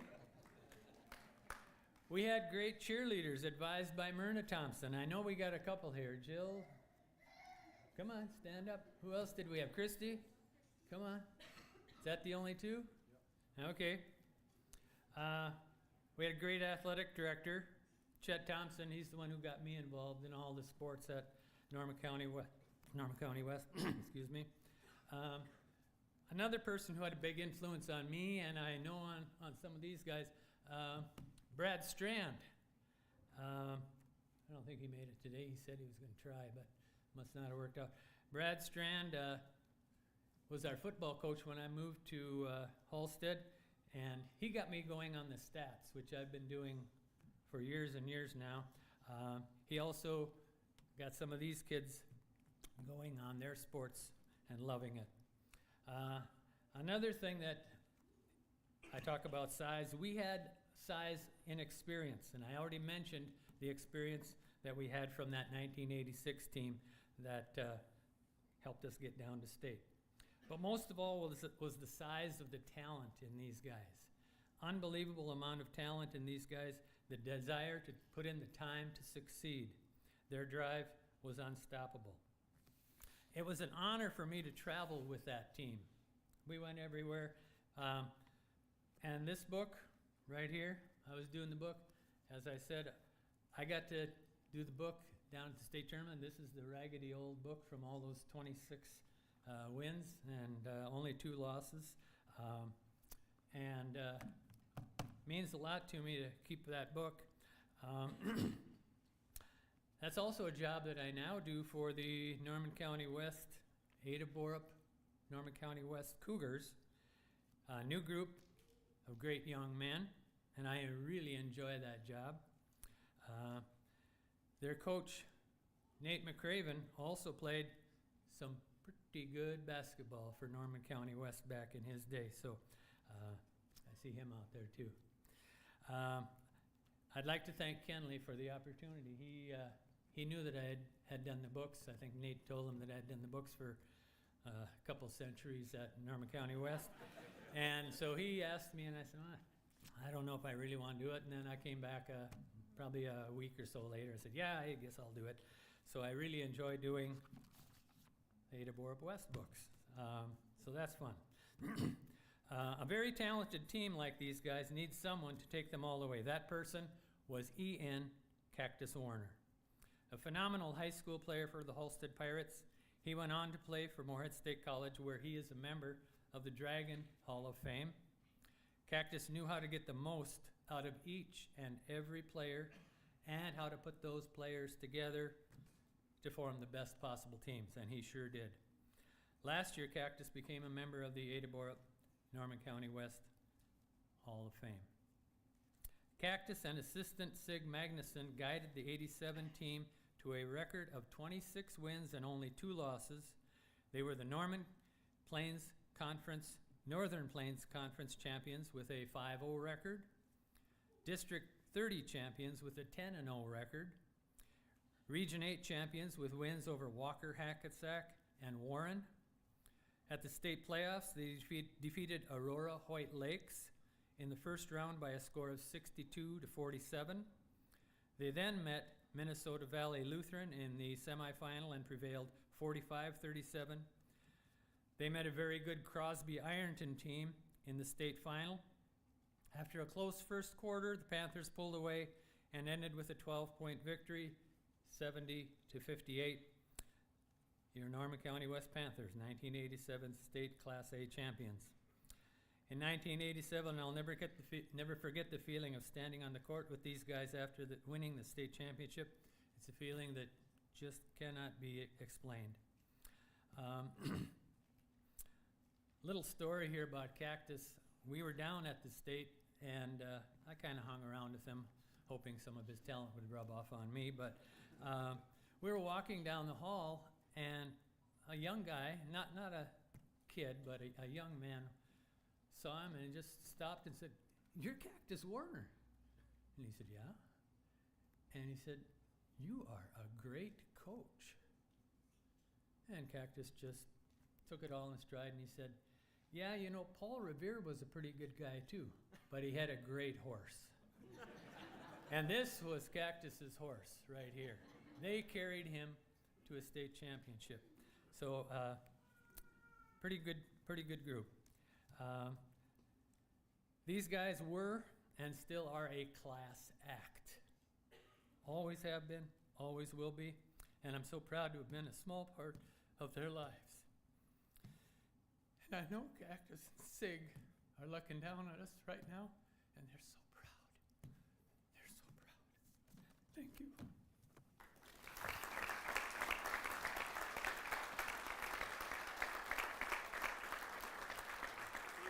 Any captains are going to speak, anything? Captains, you want to speak? Yeah. I think we got a couple of captains here who might say a few words. All right. Last night was a wonderful get together after the game. So glad to be at the game. It was a good game. Hopefully the kid with the elbow turns out okay. We're at the Heart of the Valley golf course last night, and I was asked, what was the success? What were some of the factors that were bring a state championship? And it got me thinking last night as I was driving home in a hailstorm. There were three things that I thought of, and I'll just share them real quick. One was a legendary coach who had built a successful program in a very small amount of time. We paired in 82, 83, and immediately had success in all sports. And growing up, idolizing and trying to play against better team members, players like Scott Christianson, Chuck Mohar, Mike Kolness, Ron Oren, Darren Lowe. I mean, these are phenomenal college athletes playing at high school, and got to the opportunity to play against them. And then Cactus got a hold of us and threw us all together in basketball, and it was a process. We were 19-3 freshman year, 19-3 sophomore year, 23-5 junior year, and then going into the senior year, things just kind of culminated based on those triumphs. The second big factor was an experimental high school rule. It was the no fallout rule. And Minnesota was the test balloon where if you got your sixth foul, you could stay in the game. The other team got 2 shots plus the ball. Big Dave picked up his fifth foul with about 38 seconds left in the third period of the region championship game. And there's a decision within about 30 seconds that Cactus has to say, do I keep him in the game and risk losing, or do I keep him in the game and risk winning? Dave stayed in the game. We played the fourth quarter, played very well defensively. In fact, we played better defensively with him with 5 fouls, and went on to win. The last, and most importantly, the third aspect, I think, was the previous tournament experience. Going down to the state tournament the year before with Paul and John leading the way, we learned how to handle the routine, the demands, and we were completely more relaxed.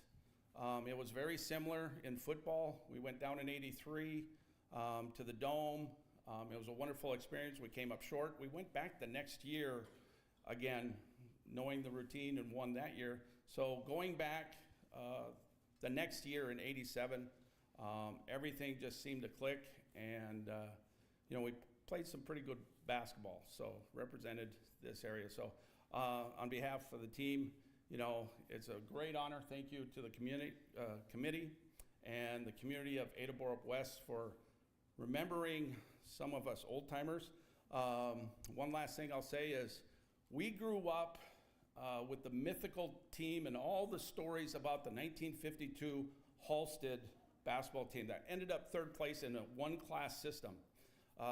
Names like Jim Atkinson, Don Thompson, Darrell Hespy, these were gods to us growing up, and in 87, that was 35 years prior, was the 52 team.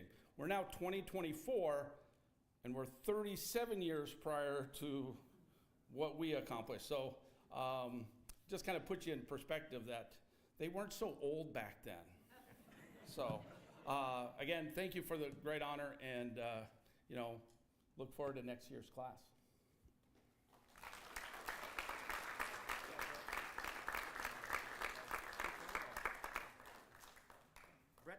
Brett kind of said it all. I mean, I got your plaque, buddy. Yep. I got your back. Brett and I talked earlier this week for about an hour and a half, and we really didn't talk about specifics at all, but when Kevin called us for the radio interviews, ironically, we answered some of the same questions identically. So it was those things that, you know, the process, the building of the program that we had growing up and growing into this class right here. But each of us, I think the biggest thing for the 86 team and the 87 team is that each of us had a role. I wasn't a scorer. I could if I had to, but that wasn't my job. I was the quarterback on the basketball court. Brett could score from anywhere. Dave was inside. He could do anything. All these other guys, we each had roles, and we knew what it was. And it was kind of unwritten. Cactus didn't say, okay, Jim, tonight you're scoring. Brett, you're going to dish. We just knew we fell into place. We knew what it was. And that's what the success was of this team. If it was one day that, for instance, the semifinal game, we played against Minnesota Valley Lutheran. They had a 6'8" guy. Dave Bagalka was his name, and he matched up with Big Dave pretty good. So that's when Troy picked it up. We just each complimented each other very nicely, and the next guy stood up and picked up the slack where it was needed. And that's what was so unique about this team. And Brett said it on his radio interview. Cactus came up with some really, really interesting practicing techniques. One day, the starting five would be, you know, practicing our offense or full court, but instead of 5-on-5, I was double teamed and Brett was double teamed. So we were playing 9-on-5 and could still handle it. It wasn't easy, but we did it. And he, you know, afterwards he said, if you guys can handle 9-on-5, think about what 5-on-5 will be like. Just those little things. But this is a great team. We had lots of fun together, but it all started, Brett said it, I don't know if I'm stealing your thunder, but Jeremy's grandpa used to take us to the state tournaments, 7th grade, 8th grade, and we would just watch the tournaments, and it made it real to us that we could actually one day play down here. And the year before the 86 team made it, Twin Valley made it to the state tournament, we watched them, and it just kind of brought it to, you know, to a level that we could actually accept and say, you know, we can make it if we do this, this, and this, and this. And we got that shot at Twin Valley as a junior when PT was playing. And, you know, one thing that nobody mentioned today, but when we were there as a junior, this team, when I was a junior, Paul led the tournament scoring with 68 points. That's pretty good for a small school. And then the next year we came back and put together 3 pretty good wins and brought home the trophy. So, anyone else want to say anything? All righty. Thank you much. I appreciate it.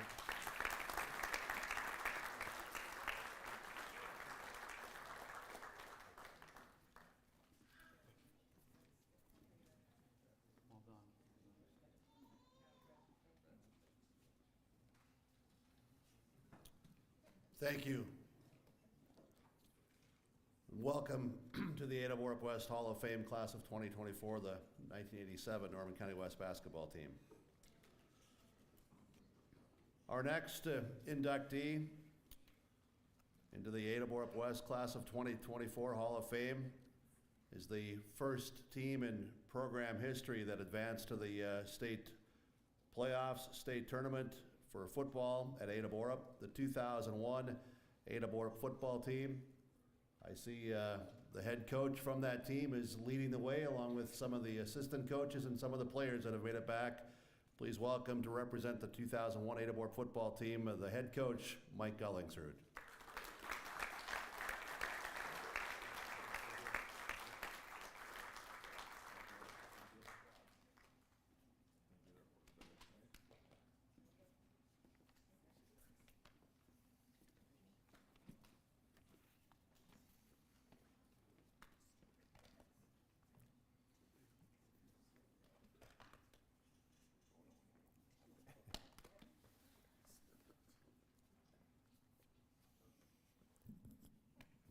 Again, thank you to the committee for all of your efforts and for the recognition of a really incredible group of guys.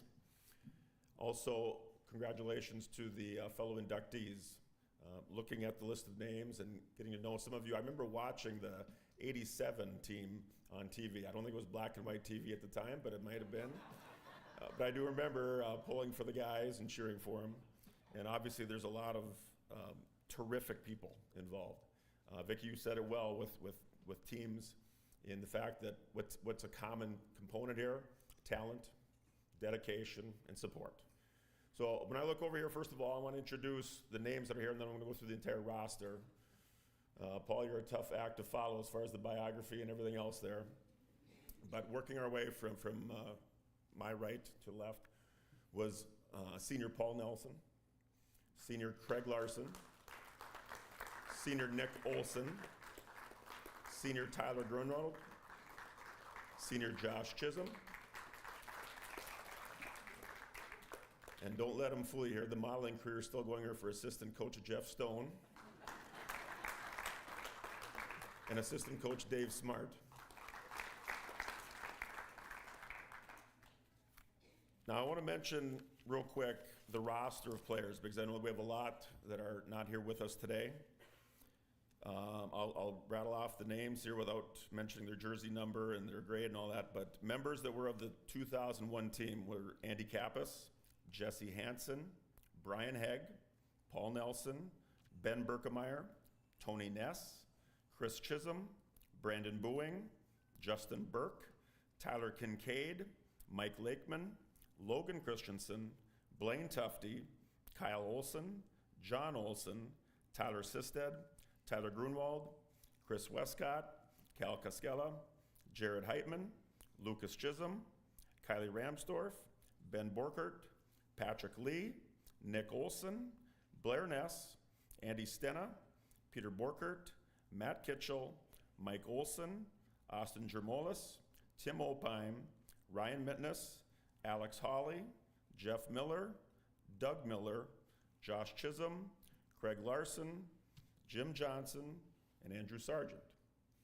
The assistant coaches were Dave Smart, Jeff Stone, and maybe against my better judgment, I will open the door as I progress through our journey of time and take a trip down memory lane. So if there's some things that I forget along the way, fellas, please fill in some gaps. Craig, I don't know if you'll be the first one to jump in here and give some stories, but we know you well here.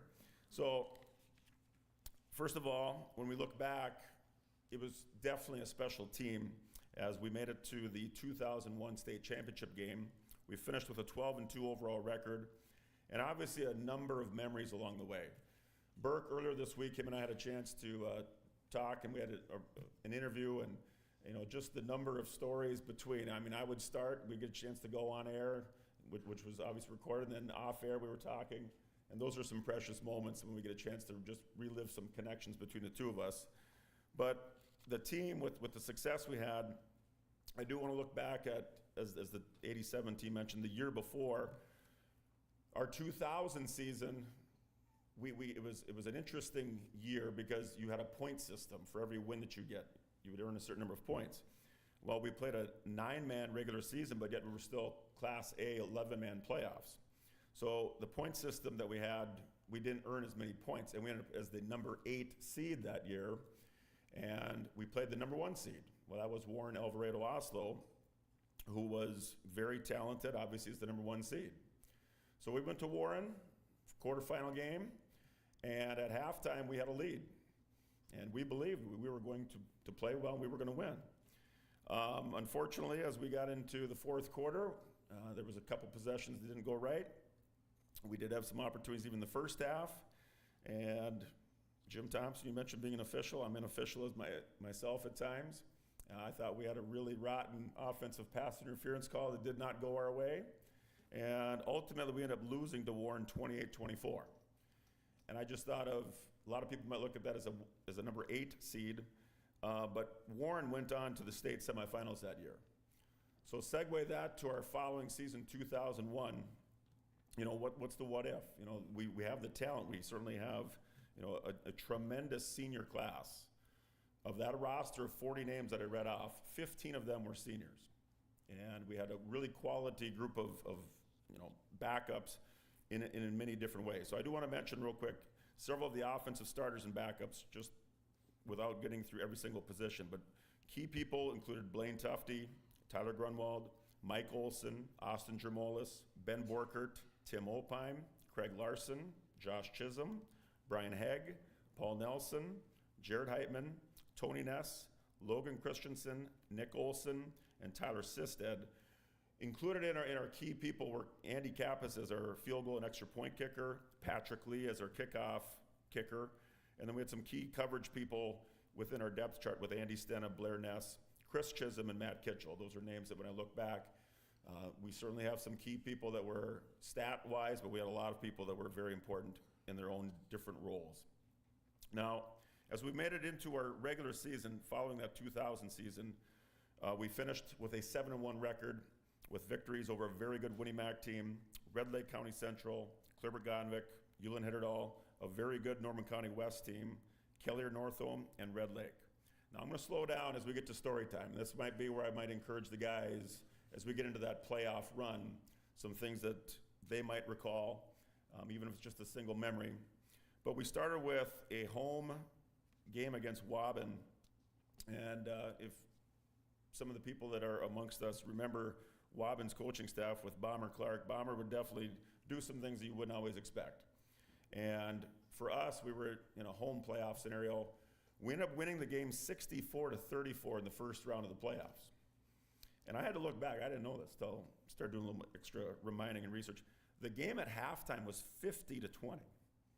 And I do recall, just we had a hard time stopping certain plays. They had several long plays. And from my standpoint, I just remember kind of getting to the end and being like, that was not fun because we gave up a lot of points, but in the same regard, it was a very interesting game to get the playoff season started. Our second game then was a host game against Winnie-Mac. We were the 2 seed, Winnie-Mac was the 3 seed. Winnie-Mac, we gave them their only loss in the season, so we were both 7-1 from the regular season. And leading into that week, we had a horrible snowstorm, and it was very difficult conditions. The field was snow-blowed and pushed off. There was huge snow banks all the way around the field. Ultimately, we would come out with a 21-0 win, and I just remember certain things offensively were challenging, but we persevered. And I still look back on defensive stats, and we played fantastic that day. And I do remember a little side note, Andy Kappas having a field goal in that game, and I just thought, of all the days where we have a field goal, Andy was one to chip one in on tough conditions. That will then lead us into the Climax Fisher game in the section title at the Alara Center against Climax Fisher. Now, some little tidbits, and here's where I want some of the guys, because I would expect somebody to step up here. We trailed 12-7 to Climax Fisher, and they took it to us during the regular season, and that was our only loss. And if I remember correctly, we lost 40-14 in the regular season. We trail at halftime 12-7. Eventually, we'll come out on top with a 28-12 win. Climax Fisher was loaded with talent. They were the section champion the year before, and they had really, again, a roster that I look back on, and it's an incredible victory for us. But I do want to mention Tyler Grunwald. In that game, he had a very important touchdown catch. But Tyler, in my records here, when I look back, and you can correct me if I'm wrong, on the season, you had a total of 3 catches. How many drops? I didn't keep track of that one. And I just think of key moments and key players and certain moments of time, performing or having the opportunity and the ball finds you. Tyler, to me, that still sticks out. Now, even beforehand, we were kind of talking real quick before we came into the auditorium, and Tyler, you mentioned that there might be a picture on your wall somewhere that has that? Yeah, in my bedroom. There we go. Now, another story, Nick, you're standing up here, and there's more as I'm sitting out in the crowd listening to our incredible day here. But Nick, I always remember you, and I hope, correct me if I'm wrong, but Climax Fisher had certain plays. We were really prepared, I thought, for that game. And they had a certain middle screen that was a play that they had great success with. Well, Nick being 6'5", 300 pounds, good defensive tackle for us, he snooped out, their little screenplay in the middle, and I still remember that big paw sticking up and swatting it away. And I see Dave jumping around, I see Jeff jumping up, but their level of verticality was beyond what I had seen before, our celebration on that.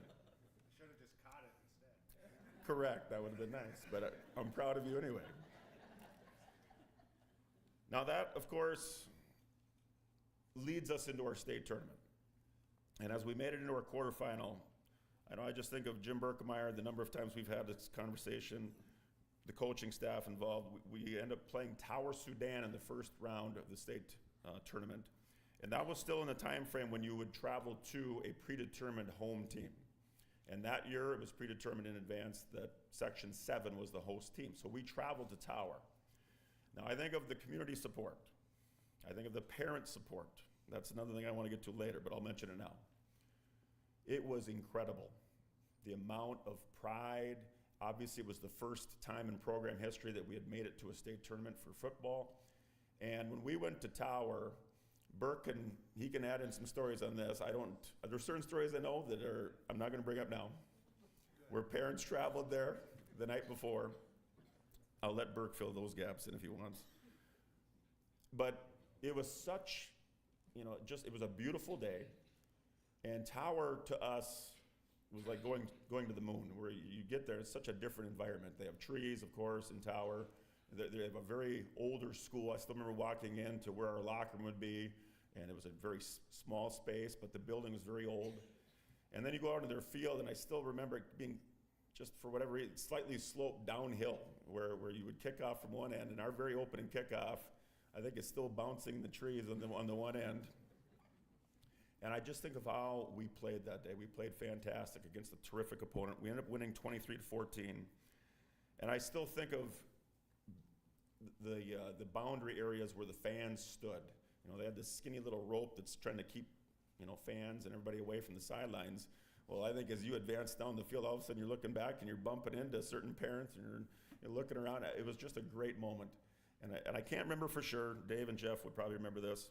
At the time, I think it was a record attendance for 9-man at a quarterfinal setting. And again, it just shows that community support as well as parent support along the way. In that game, I'll just wait before I get to the game. Usually we would do our scouting reports and we would sit right out here in our auditorium and we would usually talk about or show in advance, who our opponent would be, even regular season games. And I still remember showing Tower Sudan, and these guys, when they saw Lucas Stelmach was the name of their top player, and in the scouting report, he had a couple big plays, big hits, and he is in tremendous celebration mode. And Paul, you're standing here. I kind of remember your look when we saw a man that was a terrific player, but celebrating in that type of fashion, and it was like, we want that guy. Yeah. And I still think of guys involved here. In that game, early in the game, he had an early carry. He took a big hit, and I think you had the hit. Yeah. And from that point forward, their formations changed drastically. They were not going to go with power football against this group. And back to the point of how we played that day, it was a tribute of back and forth, and we did have one key touchdown. Paul had it late. Stoney, correct me if I'm wrong, I think it was a 28 toss on the one end. And eventually it became a 9-point game on a 2-point play. And those are things that stand out to me of not only the environment, but the quality of play. And that'll lead us, of course, then into a state semifinal game where we would then play Stephen Argyle. Now, Stephen Argyle, of course, being the powerhouse and well-known team of that time, the early 2000s, and of course into the mid-2000s. But to me, the moments that stick out are when we are in the Metrodome. Now, you got to remember, I got to lead up to this too.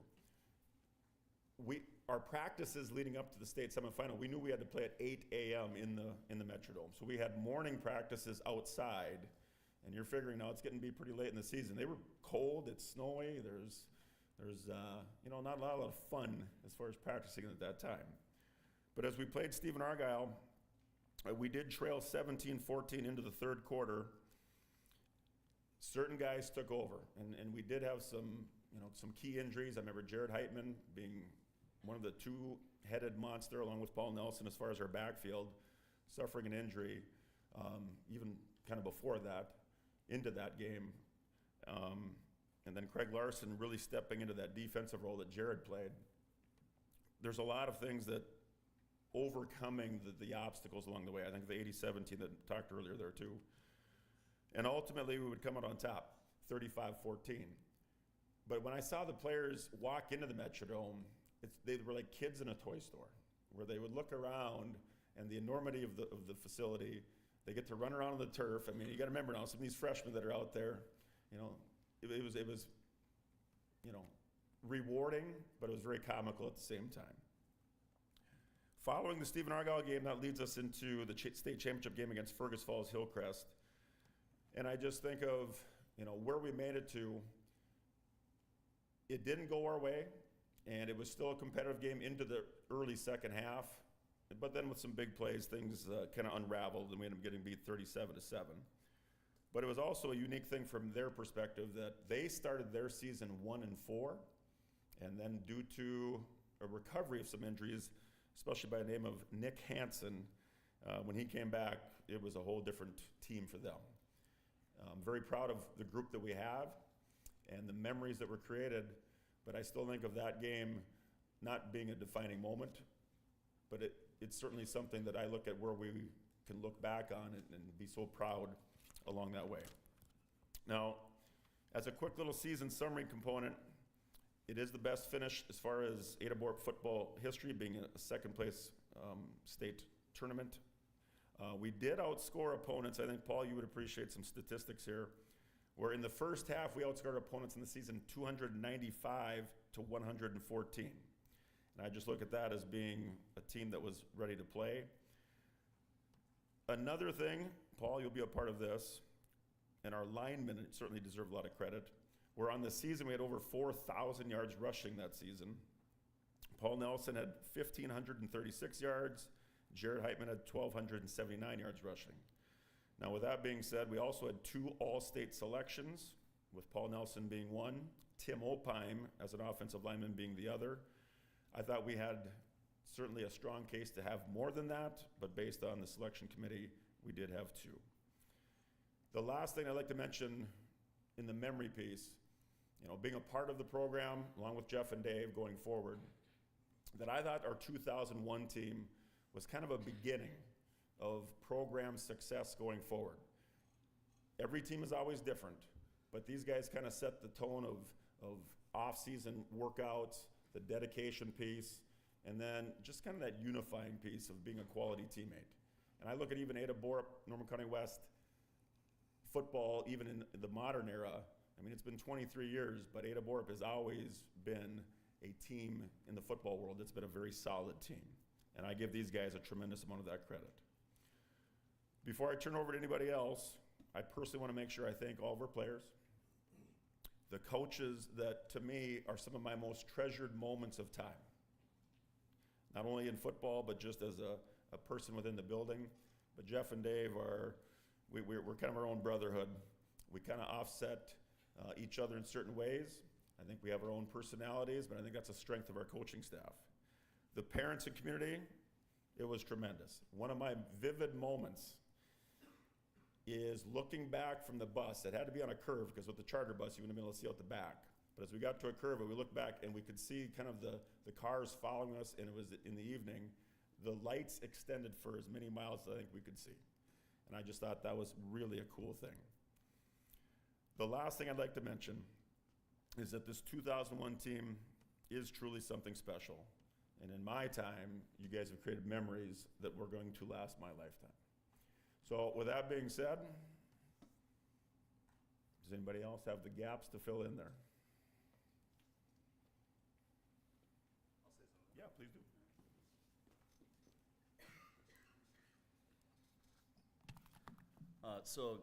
Paul Nelson, I was one of the captains of the football team in 2001. First, I want to say what an incredible honor it is to be here this afternoon, celebrating not just a team, but a community, brotherhood. and a journey that shaped us all. To the communities of Ada and Borup, and Halsted, Hendrum, Pearly, thank you. Your unwavering support made all the difference, not just on the field, but off of it. You were our foundation. One thing I want to say about the Tower Sudan game, you know, at that time, Nathan, we were bitter rivals, right? But we had been playing baseball together in the spring. And I remember looking around that the ring of people that were surrounding the field and seeing one of our dear friends, Anthony Lee, had made the trip to watch us. And I was like, ah, that's so cool. You know, even then we were brothers. I also want to thank my parents and brothers. Your love and support kept me grounded and focused, and I wouldn't be here without you. To my teammates and coaches, what stands out to me now aren't the games or any specific plays, or even the final score of that state championship game, which I don't know why you even said the score.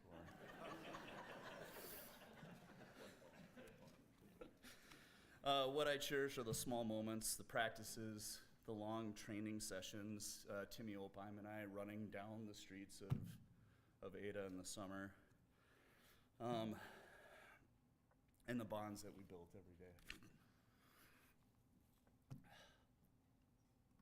Though those memories may not be as sharp as they once were, the feeling of camaraderie and shared purpose remains just as strong.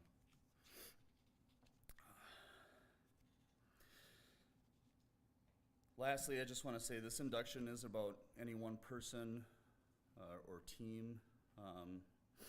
It's about all of us, our community as well, all the hard work and dedication and the unity that brought us all together. So thank you so much for this honor.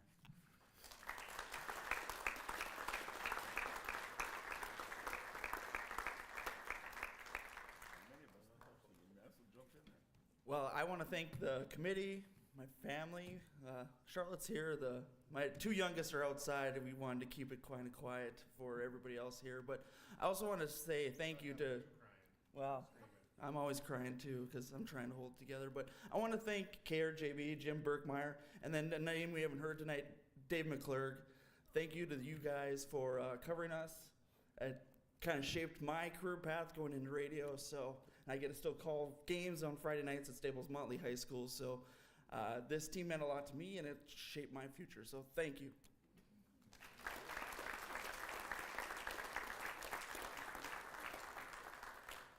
Anybody else?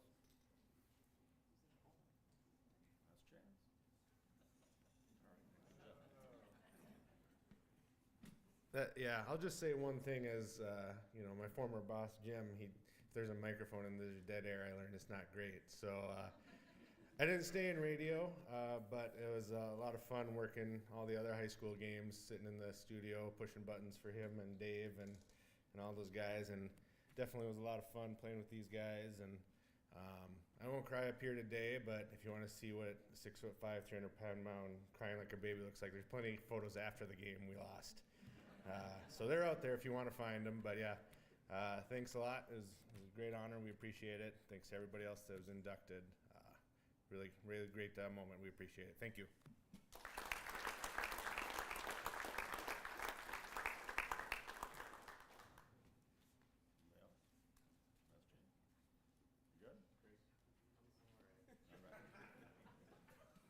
All right, to the committee one more time.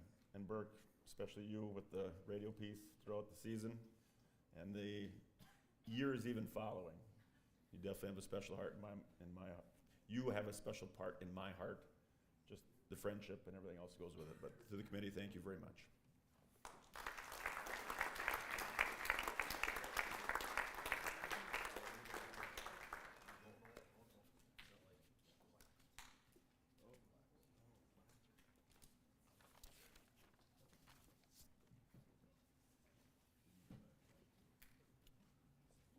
while they're handing out plaques, and to not keep you here longer, but it's a great day, and thank you, Gully and players, and welcome the 2001 Ada-Borup football team into the Ada-Borup-West Hall of Fame.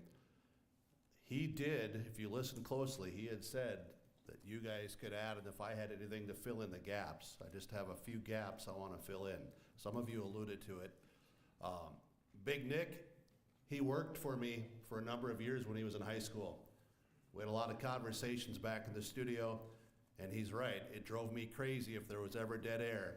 So I trained him pretty fast how to push those buttons because we're there to do our job and let's rock. Speaking of that, there was a guy on their team that was called No Pain Blaine Tufty. If I remember right, he wore number 30.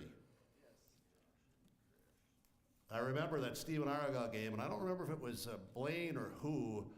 It was down right in front of me in the Metrodome. Stephen Argyle was going from left to right. Ada-Borup was on this side defensively, sideline, players, coaches. Stephen Argyle was running towards that sideline, and somebody whacked that Storm player, caused a fumble early in the game. You guys took it, set the tone, and went on to the big win in the semifinals.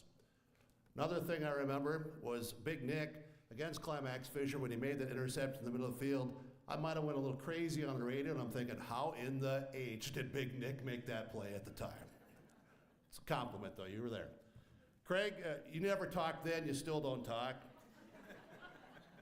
And Grunwald here, talk about all those receptions, all three of them that whole year.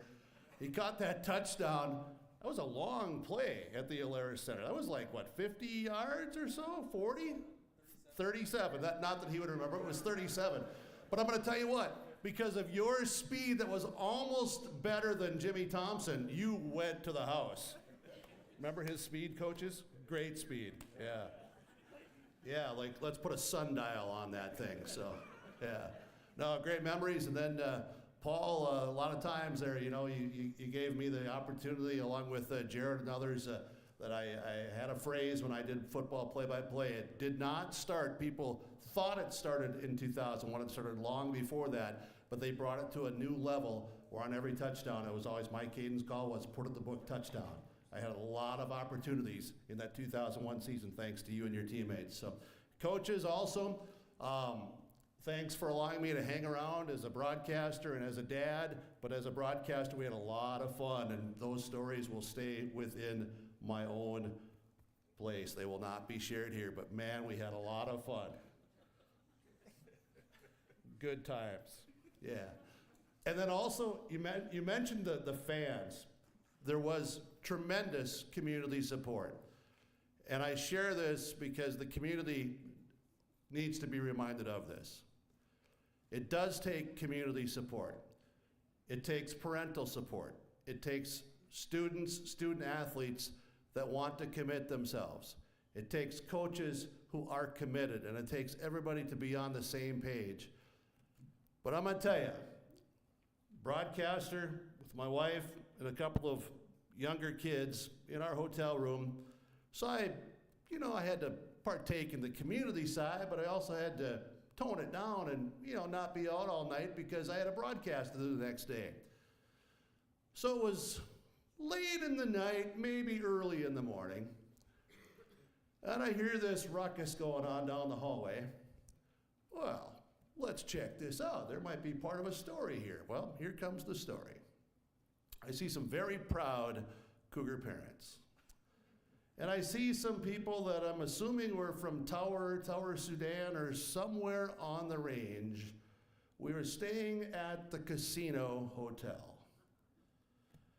And I will never forget, the name will be kept nameless, of a proud parent that looked at these other individuals and made the comments, and I'll clean this up for this occasion.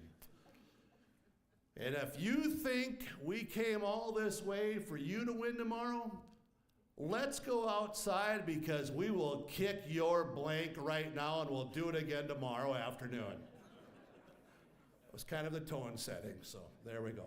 I filled in a few gaps as cleanly as I could, so thank you. Congratulations to the 2001 football team.